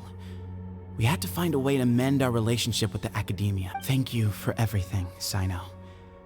As a gesture of our gratitude, to those that you and Lesser Lord Kusanali deem worthy, I will grant the honor of access to the Temple of Silence for their pursuit. The Temple of Silence has a wealth of information on King Deshret's civilization, more than any other organization in existence today. But you must be exceedingly careful with your selection of candidates. By the way, Tainari, my grandfather was so happy to see you. You are a descendant of the Veluca Shuna. And the story goes that King Deshret chose the sage Hermanubis from among the Tainarians and appointed him as his familiar. He went on to fight many valiant battles with his Tainarian companions. They always stood by each other, from the founding of the Temple of Silence to the fall of Tuletula. The Tainarians who left Tuletula joined their human counterparts in the rainforest. A few centuries later, When some of the group returned to the desert, many of the Tainarians chose to stay and put down roots in the rainforest. In all likelihood, those were your ancestors. How fascinating.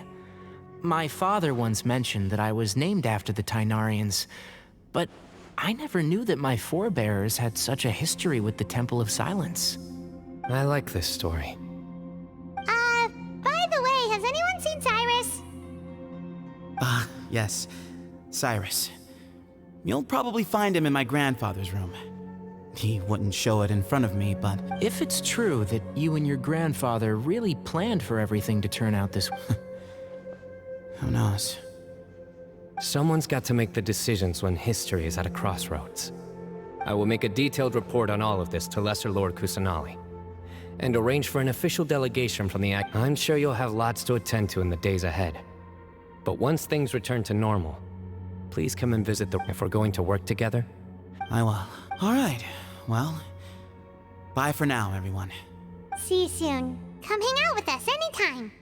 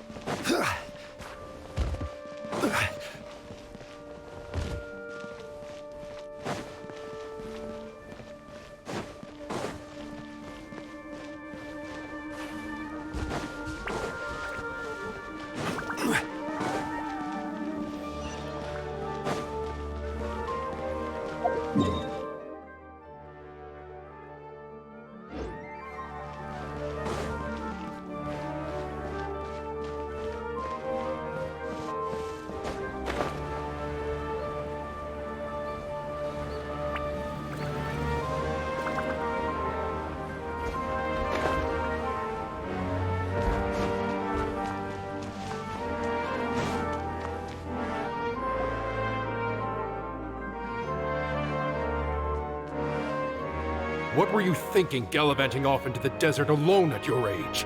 What if you take the bucket, You told not a soul what you were up to, designated nobody to handle your affairs, and left— Oh, please, will you stop your yelling? What do you mean, what other choice?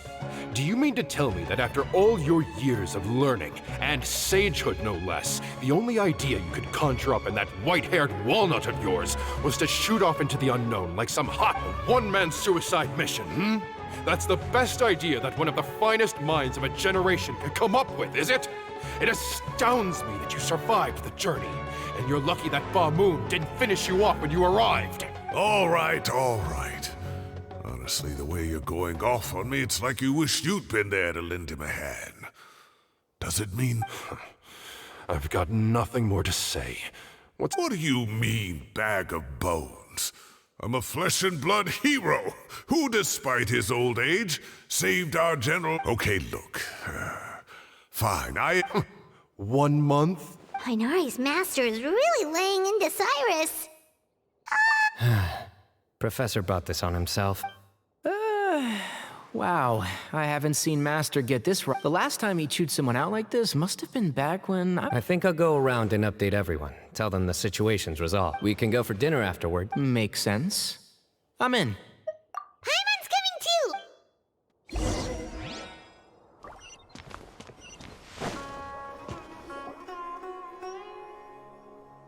Hey, Kale.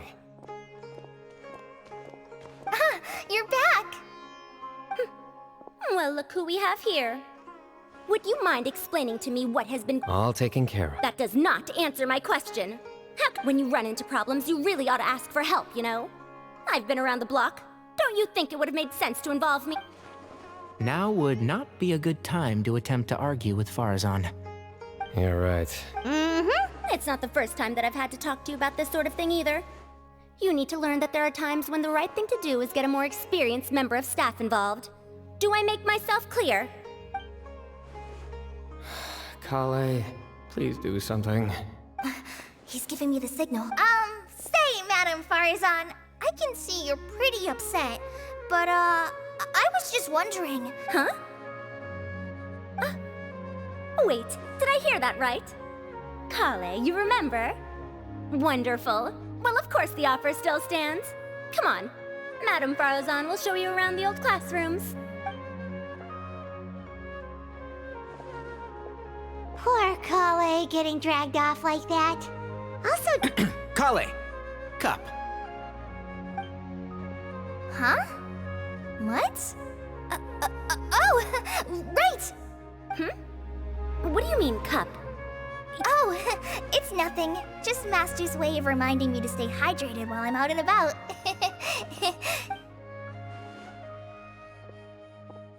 It's code for let's reconvene at the cafe. Oh, that's... 2 people left.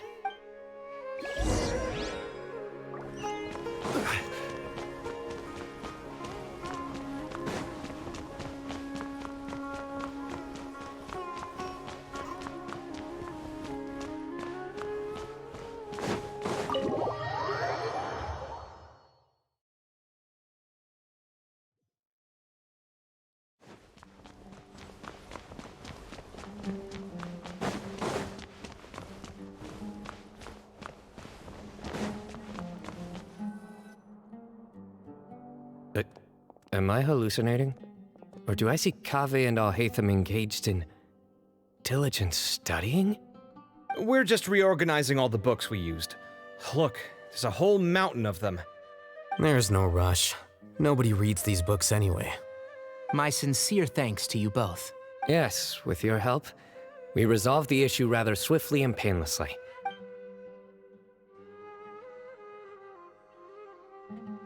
I see. The Temple of Silence resorted to rather unique means of self-preservation. And it sounds like they managed to preserve a whole load of ancient documents as well. That day will come. The Temple of Silence is a hugely important organization, and we'll be sure to maintain good relations with them in the future. Now, as a token of my appreciation... Yeah, sounds great. Although after the last few days... Sure.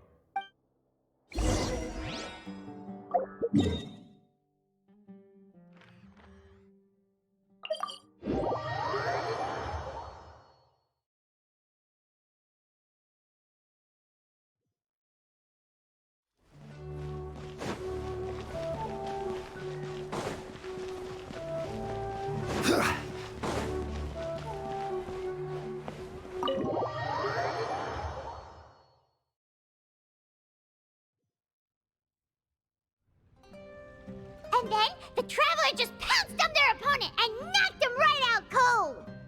Then there was Tainari. He put up an amazing fight too. We ended up winning all 3 bouts. Whoa. Part of me wishes I'd been there to see it, but... A truly edifying account of the events. Bereft of detail. Hey, Paimon included all the juicy details. The Traveler just pounced and then waved their sword like this, then Despite winning 3 bouts in a row, you still ceded the position of leader to him. Of course. Being dignified comes with being... I got to be a champion too for once. I've not sparred much with desert folk before. It was a pretty unique experience. Yeah, huge place. It felt like something right out of an epic poem. Imagine this. It was like there was... Maybe save that one for later, Paimon. Dessert's here.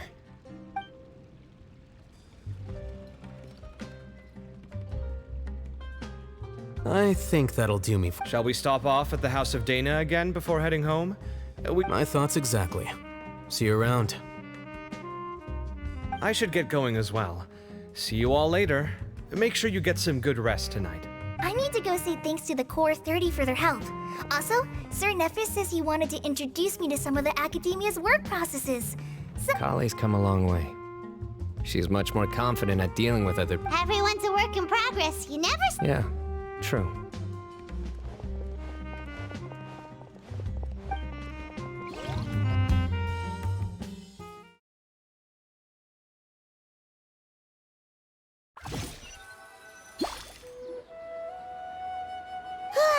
That was good. It feels like everything's finally wrapped up now.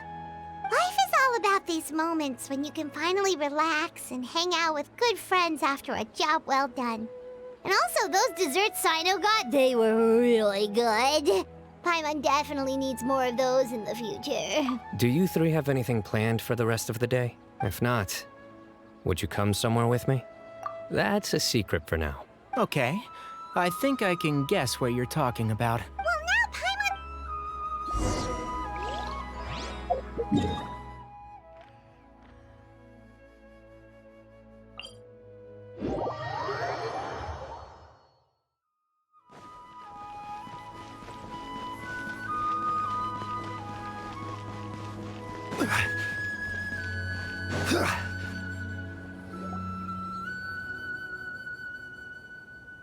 Been a while since I last made my... Need any help?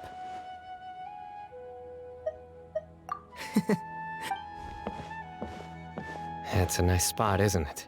What a great view! We're so high up, we can see for miles! Traveler. Turn around.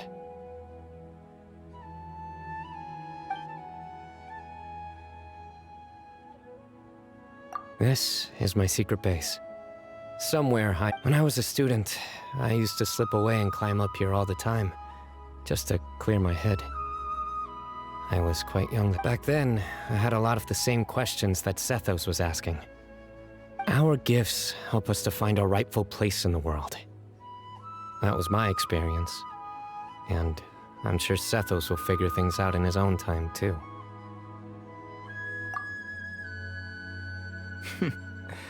You two really are like brothers. I feel the same way. Of course. I see no need to be humble when it comes. I still remember one time when we came up here to chat and do our homework. Cyno accidentally dropped a fruit. That was the one and only time. Nothing will ever slip through my fingers again. Those were good times. You know, Paimon really shouldn't be able to imagine Cyno doing something like that, but for some stranger... Then make it stop. You guys carry on without... Okay. Huh? Hey, you're not supposed to...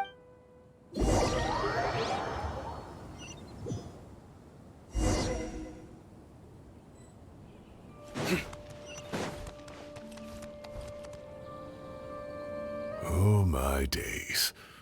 I can't believe how stupid I look in this one. Professor, what are you muttering to yourself about? Cyno. Just the man I'm looking for. Guess what I found in some old notebooks? Some old photos? Can you believe it?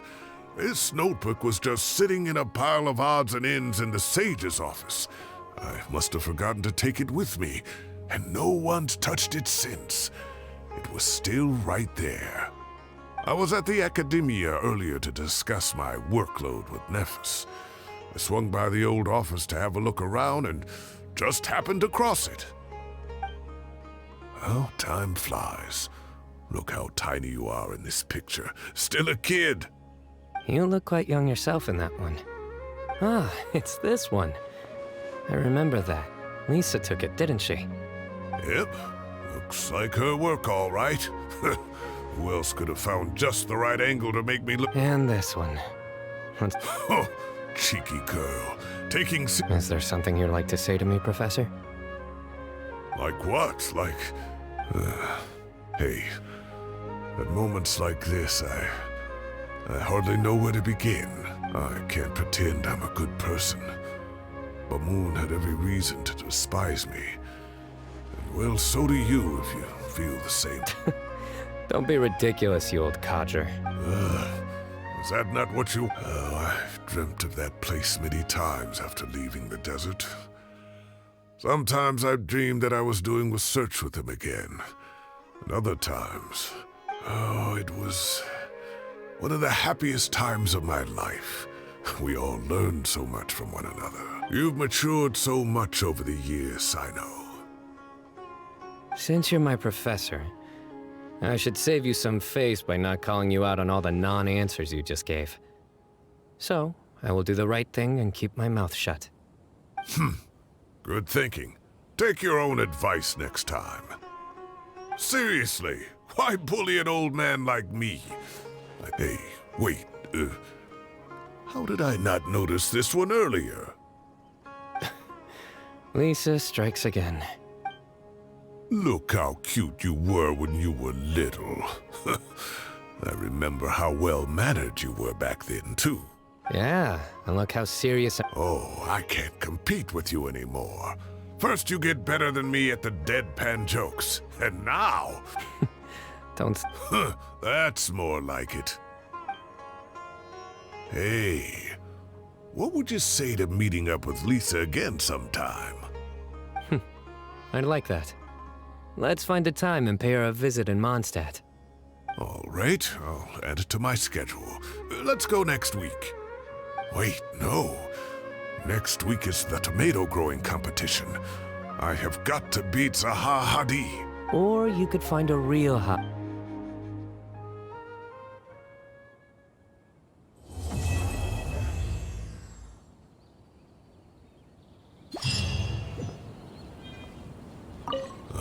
Time is passed, but it turns out grown-up kids are no use. Oh, that...